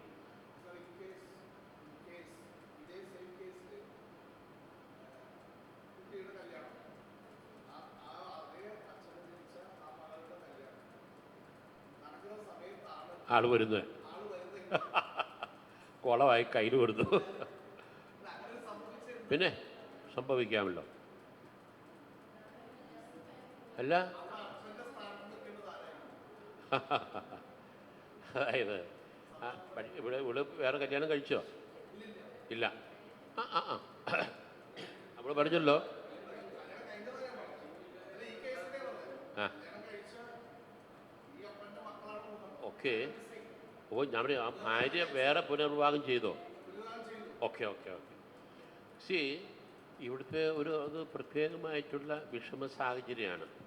വേഗം മരിച്ചു കാണും എന്നുള്ള ധാരണയിലാണ് ഈ സ്ത്രീ വേറെ വിവാഹം കഴിച്ചത്. കാത്തിരിപ്പ്, ദീർഘകാലത്തെ കാത്തിരിപ്പിന് ശേഷം സഭ നിർദ്ദേശിക്കുന്ന നടപടിക്രമങ്ങളെല്ലാം പൂർത്തീകരിച്ച് സഭയുടെ അംഗീകാരത്തോടും ആശീർവാദത്തോടും കൂടിയാണ് അവർ കല്യാണം കഴിച്ചിരിക്കുന്നത്. അവർക്ക് കുറ്റപ്പെടുത്താൻ പറ്റില്ല. ഇനി മക്കൾ പ്രായപൂർത്തിയായി, അവർക്ക് വിവാഹം നടക്കുന്നു. ആ വിവാഹ നാളിൽ പള്ളിയിൽ കൂദാശയെല്ലാം കഴിഞ്ഞ് റിസപ്ഷൻ നടക്കുന്ന ആ സമയത്ത് ഇവർ വീട്ടിലേക്ക് വധൂവരൻ നവദമ്പതികളെ വീട്ടിലേക്ക് വലതുകാല് വെച്ച് കടന്നു വരുന്ന ആ സമയത്ത് സാധാരണ അപ്പനും അമ്മയല്ലേ കുരിശ് വരച്ച് സ്വീകരിക്കുന്നത്. കുരിശ് വരയ്ക്കാൻ വലത് കൈ എടുക്കുന്ന സമയത്ത് ആണ് പെട്ടെന്ന് സാക്ഷാൽ അപ്പൻ ടിപ്പ് ടോപ്പ്, ഇവിടുന്ന് പോയത് കറുത്ത സൂട്ടും കൂട്ടും കറുത്ത കൂട്ടൊക്കെ ഇട്ട് പോയെങ്കിലും ഇപ്പം നല്ല അടിപൊളി വിവാഹ വസ്ത്രം ധരിച്ചിട്ടാണ് വന്നിരിക്കുന്നത്. മകളുടെ കല്യാണമില്ലയോ, നല്ല പുതുവസ്ത്രങ്ങളല്ലേ പിന്നെ അന്ന് ഉപയോഗിക്കുക. അതെടുത്തുകൊണ്ടാണ് കൊടുത്ത് കുട്ടപ്പനായിട്ട് ഒരാൾ വന്നിരിക്കുന്നത്. അവിടെ വീട്ടുകാർ തള്ളി പറയേണ്ട ആവശ്യമില്ല. അദ്ദേഹം മരിച്ചിട്ടില്ല, ഞാൻ ജീവിച്ചിരിക്കുന്നു. അദ്ദേഹം അവിടെ പ്രസൻ്റാണ്. കല്യാണം, മകളുടെ കല്യാണം അത് വാലിഡ് തന്നെയാണ്. മകളുടെ കല്യാണം വാലിഡാണ്. അപ്പം ഇനി ചോദ്യം വരാൻ പോകുന്നത്, പിന്നെ ഇവള് നടത്തിയ രണ്ടാം കല്യാണം അതിൻ്റെ സാധുത എങ്ങനെയായിരിക്കും? ആദ്യത്തെ വിവാഹം മരണം സംഭവിച്ചു എന്നുള്ള ധാരണയിൽ ആണ് ഈ വിവാഹം. പക്ഷേ മരണം സംഭവിച്ചിട്ടില്ല. അപ്പം അങ്ങനെ വരുമ്പോൾ തീർച്ചയായിട്ടും ഈ വിവാഹം വാസ്തവമല്ല. The prior bond remains. അതായത് ഒരു വിവാഹത്തിൻ്റെ തടസ്സങ്ങളിൽ ഒന്ന് ഒരു വിവാഹബന്ധം ഉണ്ടെങ്കിൽ മറ്റൊരു വിവാഹത്തിൽ ഏർപ്പെടാനായിട്ട് അനുവാദമില്ല. അപ്പോൾ നേരത്തെ അല്ലെങ്കിൽ പിന്നെ ചെയ്യേണ്ടിയിരുന്നത് മറ്റൊരു കാര്യമാണ്. ഇതോടൊപ്പം ആദ്യത്തെ വിവാഹം അസാധുവായിട്ട് പ്രഖ്യാപിച്ചിരിക്കണം. പക്ഷേ അസാധുവായിട്ട് പ്രഖ്യാപിക്കുക ഇയാൾ മരിച്ചെന്നുള്ള ധാരണയിലായിരുന്നു. അപ്പോൾ ഇയാൾ മരിച്ചു കഴിഞ്ഞു. ആ മരണത്തിൻ്റെ അടിസ്ഥാനത്തിലാണ് ഇവർ വേറെ വിവാഹം ചെയ്തത്. ഇവർ കുറ്റപ്പെടുത്താനും ആകില്ല. വളരെ വിഷമകരമായിട്ട്. അതുകൊണ്ട് ഈ സാറ് പറഞ്ഞ പോലെ കാത്തിരിപ്പിന് ഒരു പരിധി സഭ നിശ്ചയിച്ചിട്ടില്ല. ചിലർ തിരക്ക് കൂട്ടും. കാലായി വരുന്ന കൊച്ചുമക്കൾ, അവരെ വളർത്താനും അവരുടെ വിദ്യാഭ്യാസവും അവരുടെ തുടർ ജീവിതാന്തസ്സുമായിട്ട് ബന്ധപ്പെട്ട കാര്യങ്ങളൊക്കെ ശ്രദ്ധിക്കാനും ഒരു ആൺ തുണ വേണം. നീ ഇങ്ങനെ നിന്നാൽ എങ്ങനെയാണ്, എത്ര കാലം ഇങ്ങനെ നിൽക്കും? ഒരു വിവാഹമൊക്കെ കഴിച്ച് കുട്ടികൾക്കൊരു സംരക്ഷണമൊക്കെ വേണ്ടേ? പക്ഷെ ഇവള് നല്ലവളാണെങ്കിൽ കാത്തിരിക്കാൻ അവൾ തയ്യാറ്. എത്ര ഉപദേശങ്ങളുണ്ടായിരുന്നാലും അപ്പോൾ വാസ്തവത്തിൽ ഇത്ര കാലമൊന്നും പറയാൻ പറ്റില്ല, എന്ത് സംഭവിക്കാം. അത് ഇങ്ങനെ ഒറ്റപ്പെട്ട് ദുർലഭമായ ചില സാഹചര്യം ഉണ്ടായിട്ടുണ്ട് കേട്ടോ. അപ്പോൾ ഈ പറഞ്ഞ പോലെ ആദ്യം നടന്ന പ്രയർ ബോണ്ട് അത് അസാധുവായിട്ട് പ്രഖ്യാപിച്ചിട്ടുണ്ടെങ്കിൽ ഇപ്പോഴത്തെ വിവാഹം ഇയാളുടെ കയ്യിലിരിപ്പ് ആരും പല കാര്യങ്ങളും കേട്ടോ. വീട് ഇറങ്ങിപ്പോയവൻ ഉത്തരവാദിത്വമുള്ള ഒരു കുടുംബനാഥനാണെങ്കിൽ, ഉത്തരവാദിത്വമുള്ള ഒരു ഭർത്താവാണെങ്കിൽ, 3 മക്കളുടെ പിതാവായിരിക്കുന്ന ഈ മനുഷ്യൻ താന്തോന്നിയായി നാടോടിയായി വീട്ടിൽ നിന്ന് ഇറങ്ങിപ്പോവുക എന്ന് പറഞ്ഞാൽ അയാളുടെ വ്യക്തിത്വവും സ്വഭാവവും ഒത്തിരി വൈകല്യങ്ങൾ ഉണ്ടാകാം. അതൊക്കെ വിശകലനം ചെയ്തുകൊണ്ട് ഇവൾക്ക് വേണമെങ്കിൽ പുതിയ ഒരു കേസ് ഫയൽ ചെയ്യാം. ഈ ബന്ധം തുടരാൻ ഞാൻ ആഗ്രഹിക്കുന്നില്ല. ആ കേസ് സഭാ കോടതി സ്വീകരിച്ച് തെളിവെടുപ്പ് നടത്തി ആദ്യത്തെ വിവാഹം അസാധുവായിട്ട് പ്രഖ്യാപിച്ചു കഴിഞ്ഞാൽ രണ്ടാമത്തെ വിവാഹം ഇപ്പം നടന്നത്, പക്ഷേ പള്ളിയിൽ വെച്ച് നടന്നത് വിവാഹമാണ്. പക്ഷേ അത് റെഗുലറൈസ് ചെയ്യാനായിട്ട് ഉള്ള ഒരു സാധ്യത കണ്ടേക്കാം. ഞാൻ പറഞ്ഞ പോയിന്റ് മനസ്സിലായോ? പക്ഷേ കാത്തിരിപ്പിന് കാലപരിധി നിശ്ചയിക്കാൻ പറ്റില്ല, സഭ അത് നിശ്ചയിച്ചിട്ടില്ല. പക്ഷേ പ്രിസ്യൂം ഡെത്ത്, അങ്ങനെ മരിച്ചു എന്നുള്ള ഒരു അനുമാനത്തിലേക്ക് എത്താൻ സഹായിക്കുന്ന ചില നടപടിക്രമങ്ങളെക്കുറിച്ചുള്ള കാനോനുകൾ ഇതിനകത്ത് പറഞ്ഞിട്ടുണ്ട് എന്ന് മാത്രം. ഓക്കെ, അപ്പോൾ അത് ഒരു പ്രധാനപ്പെട്ട കാര്യം. വീണ്ടും നമ്മൾ അടുത്ത ഇതിലേക്ക് വരുന്നു. Penal sanctions in the church.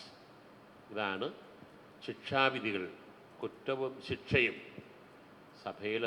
The purpose of penal sanctions in the church or imposition of penalties in the church. എന്താണ് ഇതിൻ്റെ ആത്യന്തികമായ ലക്ഷ്യം? To heal the wounds caused by the delict.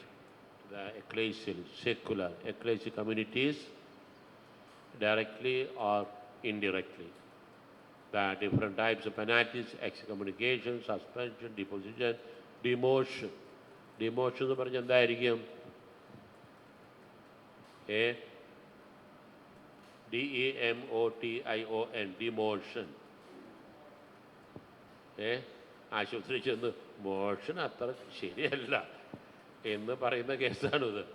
അതല്ല, ഡിമോഷൻ എന്ന് പറഞ്ഞാൽ തരം താഴ്ത്തൽ. അപ്പോൾ ഒരു പ്രൊമോഷൻ, അതിനെതിരാണ് ഡിമോഷൻ. അങ്ങനെയും അതും ഒരു ശിക്ഷ എന്നുള്ള രീതിയിൽ കാണുന്നു. ഇനി the eastern tradition, automatic penalties are unknown and penalties imposed after procedure. ഒരു നടപടി ക്രമം പൂർത്തീകരിച്ചിട്ട് മാത്രമേ ഒരു ശിക്ഷ വിധിക്കാൻ പാടുള്ളൂ. ഓട്ടോമാറ്റിക്കായിട്ടൊരു പെനാൽറ്റി കൊടുക്കാനായിട്ട് പാടില്ല. That order and tranquillity of the society, repair of the damage caused and the conversion of the perpetrator, motives for imposing penalties in the church. എന്തിനാണ് ശിക്ഷ? ശിക്ഷയുടെ ലക്ഷ്യം മറ്റൊന്നുമല്ല. സാധാരണ പറയും 1:6 തുടങ്ങുന്നതാണ്, അതതിനകത്തില്ല. Restoration of justice. നിങ്ങളൊന്ന് നോട്ട് ചെയ്തോ? The purpose of a penalty അല്ലെങ്കിൽ പണിഷ്മെൻറ്റ് എന്താണ്? അതിൻ്റെ ലക്ഷ്യം ഒന്ന്, റെസ്റ്റോറേഷൻ ഓഫ് ജസ്റ്റിസ്, നീതി പുനഃസ്ഥാപിക്കുക. Restoration of justice. 2, reform of the offender, one who offence, കുറ്റവാളി അല്ലെങ്കിൽ തെറ്റ് ചെയ്ത offender. The reform of the offender. 3, repair of damage. ഇപ്പോൾ 3-6 restoration of justice, reform of the offender and the repair of scandal. ഇപ്പോൾ ഒരു വ്യക്തി ഒരു തെറ്റ് ചെയ്താൽ സഭയിൽ ഒരു വിശ്വാസി അതിൻ്റെ സ്വാധീനങ്ങൾ, അതിൻ്റെ പ്രത്യാഘാതങ്ങൾ ഭയങ്കരമാണ്. അവിടെ നീതി ലഭിക്കേണ്ടതുണ്ട്. ഇവൻ്റെ തന്നെ ഒരു നവീകരണം സംഭവിക്കണം. ഇവന് തള്ളിക്കളയാൻ പറ്റില്ല. 3, ഇവൻ്റെ കുറ്റകൃത്യം വഴി ഉണ്ടായിട്ടുള്ള ഇടർച്ച, ഉതപ്പ്, സ്കാൻഡൽ, അതിന് പരിഹാരം വേണം. അതിനു വേണ്ടിയിട്ടാണ് ശിക്ഷ എന്നുള്ള രീതിയിൽ സഭ കാണുന്നത്. അപ്പോൾ ഇവിടെ ശിക്ഷയുടെ ആത്യന്തികമായ ലക്ഷ്യം എന്താണ്? മെഡിസിനലാണ്. നാച്ചുറോപ്പതി ചേട്ടൻ ഇവിടെയുണ്ട്. മെഡിസിൻ പ്രിസ്ക്രൈബ് ചെയ്യാറുണ്ടോ? നാച്ചുറോപ്പതിയിൽ മെഡിസിൻ കൊടുക്കാറുണ്ടോ? കൊടുക്കാറുണ്ട്. അത് നാച്ചുറോപ്പതി ആകട്ടെ, ഹോമിയോപ്പതി ആകട്ടെ, അലോപ്പതി ആകട്ടെ, ആയുർവേദമാകട്ടെ, ഒരു മെഡിസിൻ കൊടുക്കും. ആ മെഡിസിൻ്റെ ലക്ഷ്യം എന്താണ്? മുറിവ് ഉണങ്ങാനാണ്. മുറിവ് ഉണങ്ങണം. സഭാഗാത്രത്തിൽ ഏൽപ്പിച്ച മുറിവാണ് ഇദ്ദേഹത്തിൻ്റെ കുറ്റം. ഇവൻ ചെയ്ത തെറ്റ് അത് അവനോ അവൻ്റെ കുടുംബത്തിന് മാത്രമല്ല, അവനുൾപ്പെടുന്ന സഭാസമൂഹമാകുന്ന സഭാഗാത്രത്തിൽ ഏൽപ്പിച്ച ക്ഷതം, ആ മുറിവ്, അതിനൊരു ഉണക്ക് സംഭവിക്കണം. അപ്പോൾ ഹീലിംഗ് ഓഫ് ദ ഡിസോർഡർ. അപ്പോൾ തെറ്റിച്ചപ്പോൾ ഒരു ഓർഡർ തെറ്റിയില്ലേ? ഇപ്പോൾ ഡിസോർഡർ ആയില്ലേ? അത് ഹീല് ചെയ്യണം. അതിനാണ് മെഡിസിൻ കൊടുക്കുന്നത്. അല്ലാണ്ട് അവൻ നശിക്കാൻ അല്ല, അവൻ ഒരു കാലത്തും ഇനി നേരെയാകാൻ പാടില്ല എന്നുള്ള നിഷേധാത്മകമായിട്ടുള്ള ഒരു ചിന്താഗതിയല്ല. പിന്നെ അവൻ്റെ നന്മയും അവനുൾപ്പെടുന്ന സമൂഹത്തിൻ്റെ ആത്യന്തികമായിട്ട് നന്മയും കണക്കെടുത്തുകൊണ്ടാണ്. അതുകൊണ്ടാണ് the penalties or punishments given by the church, they are considered as medicinal. മരുന്നാണ്. മരുന്ന് ചിലപ്പോൾ മയക്കുമരുന്ന് ആകരുത് എന്ന് മയക്കുമരുന്ന് ഇത് ഈയിടാരോ പറയുന്നുണ്ടായി. മതം അല്ലെങ്കിൽ വിശ്വാസം, യൂണിഫോം സിവിൽ കോഡായിട്ട് ബന്ധപ്പെട്ട ഒരു ചർച്ചയിൽ പറഞ്ഞാണ്, ഇന്നിപ്പോൾ മതവും വിശ്വാസമൊക്കെ ഒരു മരുന്നാണ്. എന്താണ് ആ മരുന്ന്? എനിക്ക് ആത്മധൈര്യം, എൻ്റെ ജീവിതത്തിൻ്റെ പ്രതിസന്ധി ഘട്ടങ്ങളിൽ പിടിച്ചു നിൽക്കാൻ, എന്നെ സൃഷ്ടിച്ച് എന്നെ പരിപാലിച്ച് എന്നെ രക്ഷിക്കുന്ന എൻ്റെ ദൈവം എന്നോടൊപ്പം ഉണ്ടെന്നുള്ള ഉറച്ച ബോധ്യം, അതിൻ്റെ വിശ്വാസമാണ്. എൻ്റെ മതത്തിലൂടെ എനിക്ക് ലഭിക്കുന്ന ബോധ്യം. ഇപ്പം മതവും വിശ്വാസവും ഒരർത്ഥത്തിൽ ഒരു മരുന്നാണ്. പക്ഷെ ആ മരുന്ന് മയക്കുമരുന്നായ മതം മനുഷ്യനെ മയക്കുന്ന കറുപ്പോ ഓപ്പിയം എന്ന് ചിലർ തെറ്റിദ്ധരിക്കാറുണ്ട്. ഇന്നത്തെ ന്യൂ ജനറേഷൻ മയക്കുമരുന്നിന് അടിമകളാണ്. എന്തെല്ലാം കേസുകളാണ് ഈ കുറ്റം. ഞാനൊരു വീട് വെഞ്ചരിക്കാൻ ചെന്നു. 4 മണി സമയം, കപ്പ്യാരുണ്ട്. ഭർത്താവ് വീട്ടിലെ കുടുംബനാഥൻ ഗൾഫിലാണ്. ഭാര്യയും 3 മക്കളും, 2 ആൺമക്കളും. ഞാൻ വീട്ടിൽ ചെല്ലുന്നു. പള്ളിയിൽ അറിയിച്ചിട്ടുണ്ട് വെഞ്ചരിപ്പ് തുടങ്ങുന്നു. വീട്ടിൽ ചെന്നപ്പോൾ അമ്മ ഉണ്ട്. അപ്പോൾ പിള്ളേരില്ലേ? അവരിവിടെ ഉണ്ട്. അവർ വിളിക്കും, നമുക്ക് ഒരുമിച്ച് പ്രാർത്ഥന ചൊല്ലാം. അമ്മ പിള്ളേരെ വിളിക്കാനായിട്ട് ചായപ്പിലേക്ക് പോകുന്നു. പിന്നെ ഒക്കെ പോകുന്നു. അമ്മ പോയിട്ട് ഇവിടെ കാണാനില്ല.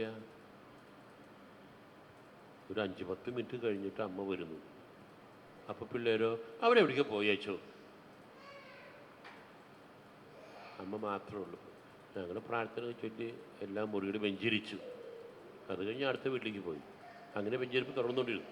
പിറ്റേ ദിവസം ഞാൻ പള്ളിയുടെ അങ്ങേ വശത്തുള്ള വീടുകൾ സഞ്ചരിക്കുകയാണ് വെഞ്ചരിപ്പ്. കൃത്യം 4 മണിക്ക് ഈ വീട്ടിൽ പോലീസ് വാൻ. ഇന്നലെ ഞാൻ വെഞ്ചരിച്ച വീട്ടിൽ ഇന്ന് പോലീസ് വെഞ്ചരിക്കാൻ വന്നിരിക്കുന്നു. അപ്പം ഞാൻ ചോദിച്ചത് എന്ത് മാറി?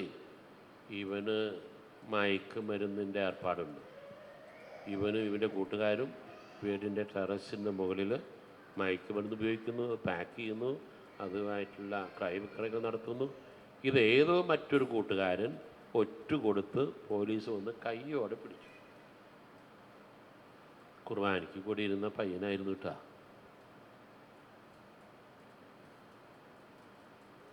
അപ്പോൾ എങ്ങനെയുണ്ട് മയക്കുമരുന്നിന് അടിമയായ സാഹചര്യം? ആ മയക്കുമരുന്നല്ല ഇത്. നമ്മുടെ വിശ്വാസം നമ്മൾ ശരിക്കൊരു മരുന്നാണ്. അപ്പോൾ ശിക്ഷ എന്നുള്ളത് ഒരു മരുന്ന് തന്നെയാണ്. അവൻ രക്ഷപ്പെടണം, അവൻ നവീകരണത്തിലേക്ക് കടന്നു വരണം, അവനുൾപ്പെടുന്ന ഈ സമൂഹവും തീർച്ചയായിട്ടും ഒരു പുതിയ രീതിയിലേക്ക് വരണം എന്നുള്ള ലക്ഷ്യത്തോടെയാണ് ശിക്ഷകൾ സഭയിൽ നിർദ്ദേശിക്കുന്നത്. പൊതുവായിട്ട് അത്രയും മനസ്സിലാക്കുക. ദെൻ 28ാമത്തെ title procedure for imposing penalties. എങ്ങനെയാണ് ഇതിൻ്റെ നടപടികൾ വിശദമായിട്ടുള്ള ഒരു സംഭവമാണിത്. വിശദമായിട്ട് പറഞ്ഞിട്ടുണ്ട് എങ്ങനെ വേണം നടപടിക്രമങ്ങൾ. നമുക്ക് സിവിൽ ലോയിൽ ക്രിമിനൽ പ്രൊസീജിയർ കോഡുണ്ട്. അതായത് ഒരു ശിക്ഷ കൽപ്പിക്കാൻ അവർക്കൊരു നടപടിക്രമമുണ്ട്. അതാണ് ക്രിമിനൽ പ്രൊസീജിയർ കോഡ്. നമ്മുടെ സഭയിൽ എല്ലാ നിയമങ്ങളും ഉൾപ്പെടുത്തിയതാണ് നമ്മുടെ നിയമസംഹിത. അതിലൊരു ശീർഷകമാണ്, 2 ശീർഷകം, ഒന്ന് പൊതുവായ പീനൽ സാക്ഷനും 2 പ്രൊസീജിയർ ഫോർ ഇമ്പോസിങ് പെനാൽറ്റീസും. അപ്പോൾ എങ്ങനെ വേണം ഇവർ പറഞ്ഞ the first procedure canon was drafted by Jesus Christ, a private attempt to gain the offending person or slaveship, avoid all humiliation, respect നമ്മൾ നേരത്തെ കണ്ടു കഴിഞ്ഞു. അപ്പോൾ യേശു ക്രിസ്തു തന്നെയാണ് ഈ പറഞ്ഞ പോലെ എപ്രകാരമാണ് അവരെ വീണ്ടെടുക്കാൻ നമ്മളെ സഹായിക്കേണ്ടത് എന്നുള്ളത്. അപ്പോൾ അവിടെയും ഒരു പ്രോസസ്സ് നടത്തണം എന്നാണ് പറഞ്ഞു ചുരുക്കം. ഇനി ആ penal process consist of the preliminary investigation, development of the penal trial, action for reparation of damages, extrajudicial process. Procedure for imposing penalties are governed by the canons of various procedures and executed by the code. മനസ്സിലായി? ഇന്ന് വീണ്ടും നമുക്കറിയാം POCSO case എന്ന് കേട്ടിട്ടില്ലേ? POCSO civil കോടതിയിലും സഭാ കോടതികളിലും ഇന്ന് വലിയൊരു തലവേദനയായിരിക്കുന്ന ഒരു മേഖലയാണ് അങ്ങനെയുള്ള കേസുകൾ. നമ്മുടെ രാജ്യത്ത് താരതമ്യേന കുറവാണെങ്കിലും വിദേശ രാജ്യങ്ങളിൽ അത് വർദ്ധിച്ചു വരുന്നു. അതുവഴി ഒത്തിരി പ്രത്യാഘാതങ്ങൾ ഉണ്ടായിക്കൊണ്ടിരിക്കുന്നു. അപ്പോൾ അതുമായിട്ട് ബന്ധപ്പെട്ട് പല ഡോക്യുമെൻറ്റ്സും മാർപ്പാപ്പ പുറപ്പെടുവിച്ചിട്ടുണ്ട്. നെക്സ്റ്റ് 29ാമത്തെ title law, customs and administrative acts.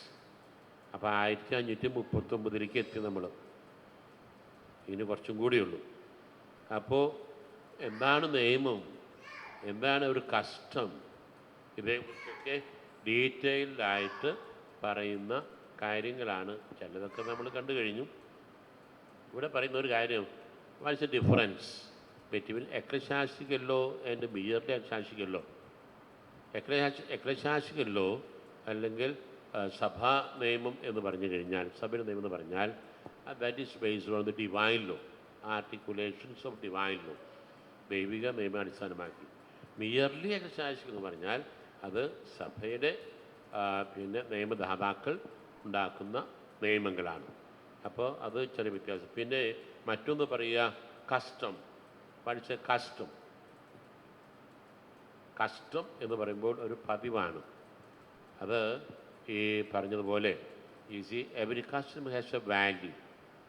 It consist of value which is not found anywhere, a value, and it is an accumulated wisdom of a community.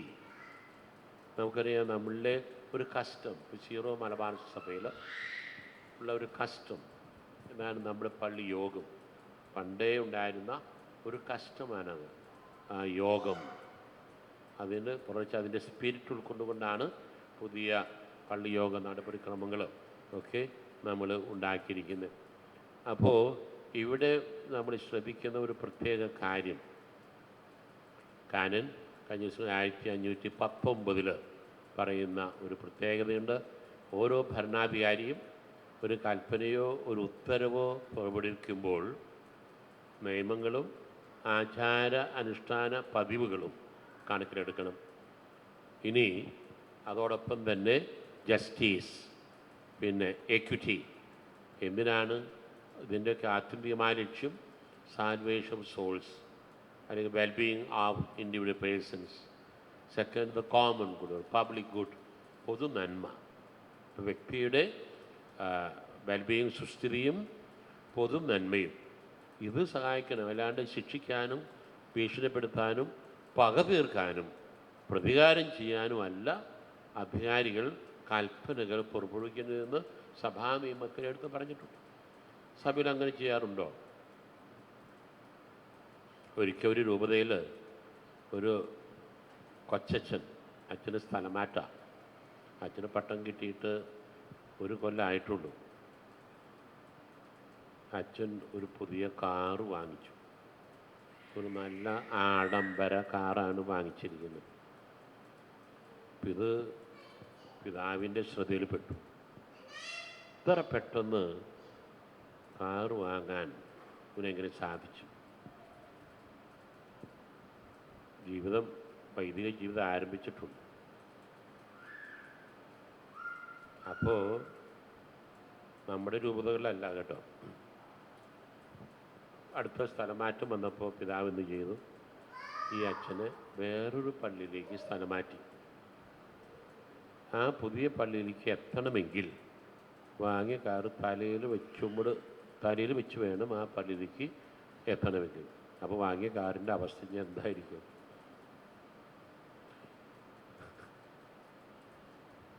അത് പക തീർക്കാനോ പ്രതികാരം ചെയ്യാനോ അല്ല കേട്ടോ. പണിഷ്മെൻറ്റ് ട്രാൻസ്ഫറും അല്ല. അച്ഛനല്ലെങ്കിൽ വേറൊരു അച്ഛൻ അവിടെ വെക്കണ്ടേ? പക്ഷേ അച്ഛന്മാർ പറഞ്ഞുണ്ടാക്കി ഇത് പണിഷ്മെൻറ്റ് ട്രാൻസ്ഫറാണ്. അങ്ങനെ ഓരോ ഓഫീസിൻ്റെ ആത്യന്തിക ലക്ഷ്യം ഒരു സ്പിരിച്വൽ പർപ്പസാണ്, സ്പിരിച്വൽ ബെനിഫിറ്റാണ്. ആ ഇടവകയിലുള്ള ദൈവജന കൂട്ടായ്മയ്ക്ക് വേണ്ട ആത്മീയ ശുശ്രൂഷ ചെയ്യുക എന്നുള്ളതാണ്. അതൊരു പണിഷ്മെൻ്റ് അല്ല. പക്ഷേ തമാശയ്ക്ക് ചിലപ്പോൾ കളിയാക്ക് പറയും അതൊരു പണിഷ്മെൻ്റ് ആണ് എന്നുള്ളത്. പക്ഷെ അത് പണിഷ്മെൻ്റ് അല്ല. അപ്പോൾ അങ്ങനെ ഒരു സാഹചര്യം ഉണ്ട്. അതൊരു എക്സാമ്പിൾ പറഞ്ഞതേ ഉള്ളൂ. ഓക്കെ. ദെൻ ഡിസ്പെൻസേഷനെ കുറിച്ച് നമ്മൾ ചർച്ച ചെയ്തു. അതൊക്കെ ഈ ശീർഷകത്തിൽ വരുന്ന കാര്യങ്ങളാണ്. 1538 നമ്പർ. അപ്പോൾ അതേക്കുറിച്ച് നമ്മളതിപ്പോൾ സംസാരിക്കുന്നില്ല. കുറേ നമ്മൾ കണ്ടു കഴിഞ്ഞു. ഡിസ്പെൻസേഷൻ, ചില ഒഴിവ് കിട്ടുക എന്നുള്ളത്. അടുത്തത് 30ാമത്തെ title, prescription and computation of time. The final title of the code comprises mainly prescription and reckoning of time, canonization of civil laws, and requirements for good faith. For prescription very special attention. അപ്പോൾ civil ലോയും good ഫെയ്ത്തും. അപ്പോൾ ഒരു വഴി ഞാൻ സ്ഥിരമായിട്ടും നടന്നു പോകുന്നൊരു വഴിയാണ് കാലാകാലങ്ങളായിട്ട്. അപ്പോൾ എനിക്കതിന് നടപ്പവകാശം, അങ്ങനെ ഒരു അവകാശം എനിക്ക് വേണമെങ്കിൽ അത് സ്ഥലത്ത് സിവിൽ നിയമം കൂടെ പരിഗണിച്ചാകണം. അതുമല്ല എങ്കിൽ ഈ ഒരു പുസ്തകം ഇതെൻ്റെ അല്ല, മറ്റൊരാളുടെയാണ്. ഇതിപ്പോൾ എൻ്റെ കൈവശമാണ്. ഞാൻ ഇതെൻ്റെ പുസ്തകമാണെന്ന് വിചാരിച്ചാണ് ഞാനിത് എടുത്തിരിക്കുന്നത്, ഞാൻ കൊണ്ട് നടക്കുന്നത്. സത്യത്തിൽ ഇത് എൻ്റെ പുസ്തകമല്ല.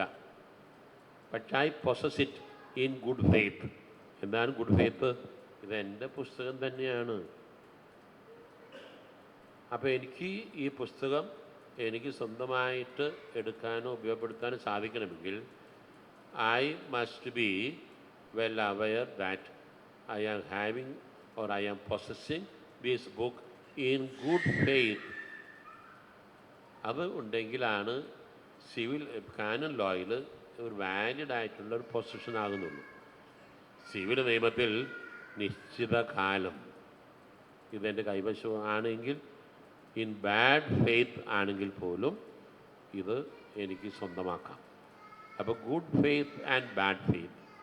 ഗുഡ് ഫെയ്ത്ത് ഉണ്ടെങ്കിലാണ് കാനൂൻ നിയമത്തിൽ അത് എനിക്ക് പിന്നെ സ്വന്തമാക്കാൻ പറ്റുള്ളൂ, സ്വായത്തമാക്കാൻ പറ്റുള്ളൂ.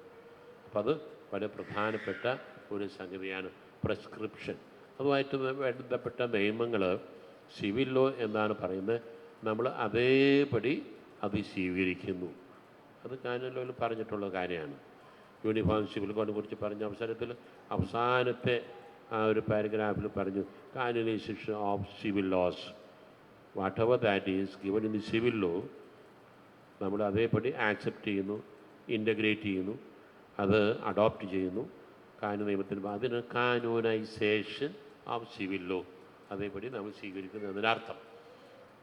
അപ്പോൾ പ്രിസ്ക്രിപ്ഷൻ എന്നുള്ള ഒരു കാനോനിക്കൽ ഇൻസ്റ്റിറ്റ്യൂട്ട് എന്നുള്ള രീതിയിൽ ഇത് ആവശ്യമാണ്. ദെൻ രണ്ടാമത്തെ കാര്യം ഇവിടെ പറഞ്ഞു വരുന്നത് reckoning or computation of time, കാലനിർണയം. നമുക്കറിയാം ഇന്ന് ഓഗസ്റ്റ് 13 കലണ്ടർ പ്രകാരം 1 മുതൽ നോക്കുമ്പോൾ ഇന്ന് 13 31 വരെ. അത് ഒരു കണ്ടിന്യൂവസ് ടൈമാണ്.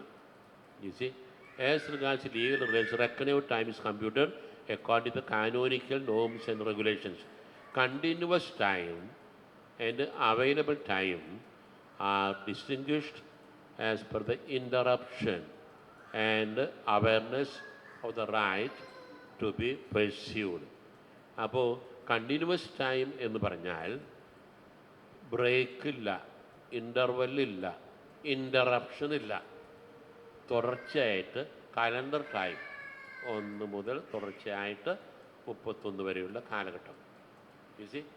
ഇനി ഈ പിന്നെ പറയുന്നത് എന്താണ്? അവൈലബിൾ ടൈം അല്ലെങ്കിൽ യൂസ്ഫുൾ ടൈം. ഇപ്പം എന്നെക്കുറിച്ചുള്ള ഒരു പരാതി കോടതിയിൽ വന്നു. കോടതി നടപടി പൂർത്തിയായി ഒരു വിധി പ്രസ്താവിച്ചു കഴിഞ്ഞു. എനിക്ക് അപ്പീൽ പോകാം മേൽക്കോടതിയിലേക്ക്. പക്ഷേ ആ വിധിന്യായത്തിൽ പറഞ്ഞിട്ടുണ്ട് 10 ദിവസത്തിനുള്ളിൽ അപ്പീൽ കൊടുക്കണം. അപ്പോൾ എനിക്കുള്ള available time, that is my useful time, 10 days. അതാണ് അവൈലബിൾ ടൈം എന്ന് ഇവിടെ പറഞ്ഞു. അപ്പോൾ ആ റെക്കണിങ് ഓഫ് ടൈം കാര്യം. ഇനി മറ്റൊരു പ്രത്യേകത, നമ്മൾ സാധാരണ യാമപ്രാന്തി liturgical time, judicial time and liturgical time നമ്മൾ വ്യത്യാസമുണ്ട്. ലിറ്റർജിക്കൽ ടൈം, നമ്മൾ ജുഡിക്കൽ ടൈം എന്ന് പറയുമ്പോൾ ഒരു ദിവസം അടുത്ത ദിവസം അടുത്ത തീയതി. എപ്പോഴാണ് ഒരു ദിവസം ആരംഭിക്കുന്നത്? ഒരു ദിവസം ആരംഭിക്കുന്നത് എപ്പോഴാണ്? സിസ്റ്റർ, രാവിലെ ഞാൻ ഉണർന്നു കഴിയുമ്പോൾ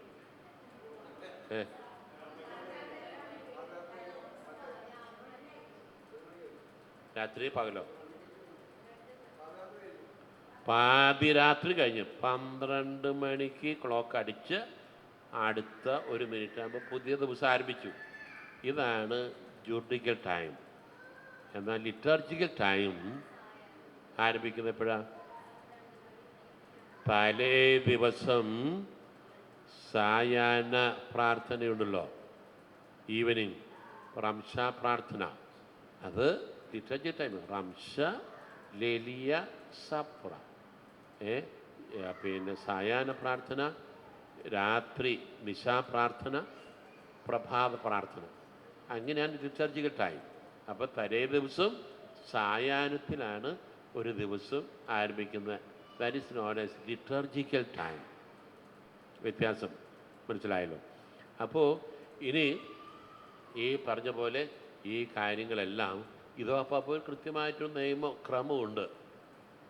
ഈ കാനൂൻ നിയമമൊക്കെ ഭൂമിയിലുള്ള നമ്മുടെ സഭാ ജീവിതമായിട്ട് ബന്ധപ്പെട്ട കാര്യങ്ങളിലാണ് ഈ കാലഗണന. ഇതനുസരിച്ച് ഇവിടെ ജീവിച്ചാലാണ് സമയം ഇല്ലാത്ത, അതല്ലെങ്കിൽ ഇറ്റേണിറ്റി. പരലോകത്ത് സമയമുണ്ടോ? No time, no space. അങ്ങനെയുള്ള നിത്യത, അവിടെ ഇറ്റേണിറ്റിയാണ്. നിത്യതയിലേ ഞാൻ വിലയം പ്രാപിച്ചു. ഞാൻ എന്ത് നിത്യതയിൽ വിലയം പ്രാപിക്കും എന്നുള്ളത് എനിക്കറിയില്ല. നിങ്ങൾക്കറിയാമോ? അറിയില്ല. അറിയാം. അപ്പോൾ നമ്മൾ ഒരുങ്ങിയിരിക്കണം, ഏത് സമയത്ത് ആകാമല്ലോ. ഒരു വിചാരിച്ചൻ ഒരു ശവസംസ്കാരത്തിൽ പങ്കെടുത്തു. നാട്ടിലെ ഇടവകയിൽ മരിച്ച ആളുടെ വീട്ടിൽ പോയി പ്രാർത്ഥന ശുശ്രൂഷ നടത്തി.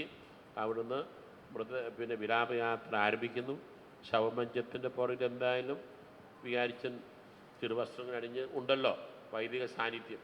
അങ്ങനെ അവിടെ നിന്ന് വിലാപയാത്രയായി നടന്ന് പള്ളിയിലേക്ക് വന്ന് പള്ളി നടപ്പരയിൽ മോന്തരത്തിലേക്ക് കയറുന്നു. അങ്ങനെ വന്നൊരു കുരിശുപടിയൊക്കെ പള്ളിയിലേക്ക് കയറി. എന്നിട്ട് ഈ മൃതദേഹം വഹിച്ചവർ, ആ ശവമഞ്ചം എടുത്തവർ ആ ചവിട്ടുപടികൾ ചവിട്ടി കയറി കയറി. അത് കഴിഞ്ഞ് അവർ കയറി കഴിഞ്ഞപ്പോൾ വികാരിച്ചൻ വലത്തുകാല് വെച്ച് ചവിട്ടുപടി കയറുന്ന സമയത്ത് അവിടെ ആ ചവിട്ടുപടിയിൽ കുഴഞ്ഞു വീണ് തൽക്ഷണം മരിച്ചു. എങ്ങനെയുണ്ട് ആ ജീവിതം? നിത്യതയിൽ വിലയം പ്രാപിച്ചു. അപ്പോൾ നമ്മുടെ സമയം ഇതെല്ലാം അതൊരു കാലഗണന. ഈ സമയത്തെക്കുറിച്ച് പറയുന്നത് വയസ്സ്, എത്ര വയസ്സാകണം, അതെങ്ങനെയാണ് അതിൻ്റെ ക്രമീകരണം ഒക്കെ ആയിട്ട് ബന്ധപ്പെട്ടതാണ് ഈ കണ്ടിന്യൂവസ് ടൈമിൻ്റെ അവൈലബിൾ ടൈം. എനിക്ക് എൻ്റെ അവകാശങ്ങൾ to exercise my right as a member in the church, to exercise my canonical rights, judicial rights, അതിനുള്ള അവൈലബിൾ ടൈം. എനിക്ക് അപ്പീൽ കൊടുക്കണം. അതുമല്ലെങ്കിൽ എനിക്കൊരു ജീവിതാന്തസ്സ് പ്രവേശിക്കുമ്പോൾ അതിനൊക്കെ നിശ്ചിത പ്രായം പൂർത്തിയാകണ്ടേ. അപ്പോൾ പ്രായം കണക്ക് കൂട്ടുന്നു, ആ വയസ്സ് പൂർത്തീകരിക്കുന്നു. 25th birthday. ഇപ്പോൾ ഒരു വൈദികനാകണമെങ്കിൽ വൈദിക പരിശീലനം പൂർത്തീകരിച്ച് അദ്ദേഹം 24 വയസ്സ് പൂർത്തിയായി 25ാമത്തെ വയസ്സിൽ ആണ് അദ്ദേഹത്തിന് തിരുപ്പട്ടം കൊടുക്കുക. ഒരു വർഷത്തിനിടയ്ക്കുള്ള ഒരു ഡിസ്പെൻസേഷൻ ഉള്ളവ അനുവദിക്കണമെങ്കിൽ മേജർ ആർച്ച് ബിഷപ്പിന് തക്ക കാരണമുണ്ടെങ്കിൽ അനുവദിക്കാം. അങ്ങനെ പ്രത്യേക അനുവാദമൊന്നും സാധനം കൊടുക്കുന്നില്ല. ഓക്കെ. അപ്പോൾ ഈ സമയ ക്രമീകരണം അതിനും പ്രത്യേകം കാനോനിക്കൽ നോംസ്, നിയമങ്ങളുണ്ട് എന്ന് ഞാൻ പറയുമായിരുന്നു. അപ്പോൾ ഞാൻ ഏകദേശം ഒരു ഓട്ടപ്രദക്ഷിണം നടത്തി 1546 കാനോനുകൾ. ആ ഒരു ചാപ്റ്റർ മാത്രം നമ്മൾ പെട്ടെന്ന് തീർത്തേ. നമുക്ക് ഇൻട്രൊഡക്ഷൻ ടു കാനോൻ എന്നുള്ളതിൽ മറ്റ് അടുത്ത ചാപ്റ്റർ പലതുകൊണ്ട് മറ്റ് കാര്യങ്ങൾക്ക് വിശദാംശങ്ങൾ നിങ്ങൾക്ക് മനസ്സിലാക്കാൻ സഹായിക്കും. അതേക്കുറിച്ച് ഇപ്പോൾ പിന്നെ എല്ലാവർക്കും അവൈലബിൾ ആകും അല്ലേ? എല്ലാവർക്കും കിട്ടിക്കഴിഞ്ഞാൽ ഓൾറെഡി വന്നു കഴിഞ്ഞു അല്ലേ? ഓക്കെ. അപ്പോൾ കൊള്ളാം.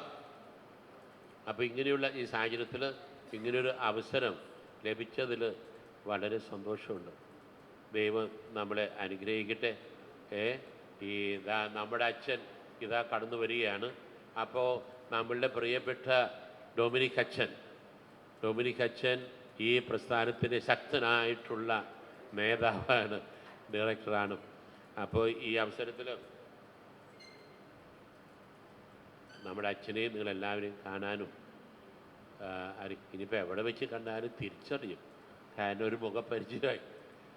അപ്പോൾ വളരെ സന്തോഷമുണ്ട്, വളരെ സന്തോഷം. ഇങ്ങനൊരു അവസരം എനിക്ക് നൽകിയ നമ്മുടെ സ്നേഹനിധിയായിട്ടുള്ള ഡൊമിനിക് അച്ഛന് ഞാൻ ഹൃദയപൂർവ്വം നന്ദി പറയുന്നു. എനിക്ക് ഏറ്റവും സന്തോഷം, ഒരു സന്തോഷം പറയട്ടെ, ഇവിടെ ഈ ഇരിക്കുന്ന 12 പേര് ക്രിസ്തുവിൻ്റെ അപ്പസ്തോലന്മാരെ ഗണത്തിൽ. അന്ന് വനിതകളില്ലായിരുന്നെങ്കിലും ഈ ആ 12 പേരിൽ ഇപ്പോൾ തൽക്കാലത്തേക്ക് വനിതകൾ ഉൾപ്പെടെ വളരെ ഏകാഗ്രതയോടുകൂടെ വളരെ നന്നായിട്ട് ശ്രദ്ധാപൂർവം ആത്മാർത്ഥമായിട്ട് ഇതിൽ പങ്കുചേർന്നു എന്നുള്ള ഒരു സന്തോഷം കൂടെ ഞാൻ പങ്കുവയ്ക്കുന്നു. നിങ്ങൾക്കെല്ലാവർക്കും എല്ലാ ആശംസകളും.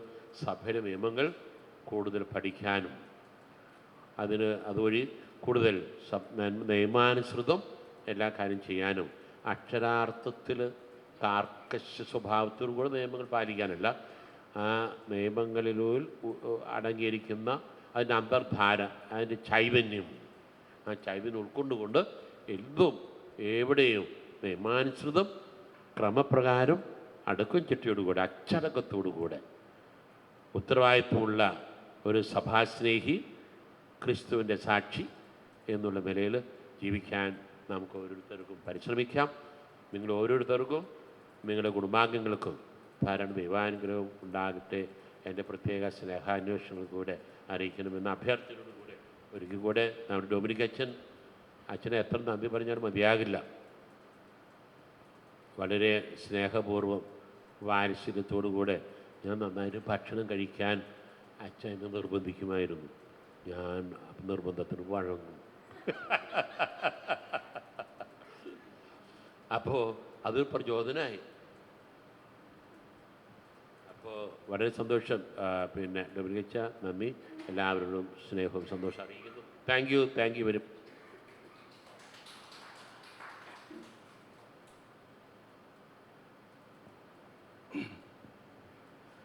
Price the Lord. സ്നേഹമുള്ളവരെ, Nehemiah institute of theology and religious സ്റ്റഡിയുടെ ഭാഗമായി നടത്തിക്കൊണ്ടിരിക്കുന്ന തിയോളജി ക്ലാസ്സിൽ എല്ലാവരും ഇന്ന് നമ്മൾ ഈ ദിവസങ്ങളിൽ 3 ദിവസങ്ങളായിട്ട് സഭയുടെ കാനോനിക നിയമങ്ങളെക്കുറിച്ച് പഠിക്കുകയായിരുന്നു. അച്ഛൻ, നമ്മുടെ ഡയറക്ടർ അച്ഛൻ മുൻകൂട്ടി പറയുകയുണ്ടായി, വളരെ പ്രഗത്ഭനായ ഒരു അച്ഛനെയാണ് നമുക്ക് കിട്ടിയിരിക്കുന്നത്. അച്ഛൻ വളരെ തിരക്ക് പിടിച്ച സമയങ്ങളിലിടയിലാണ് ഇത് മാറ്റിവെച്ചുകൊണ്ട് നമുക്ക്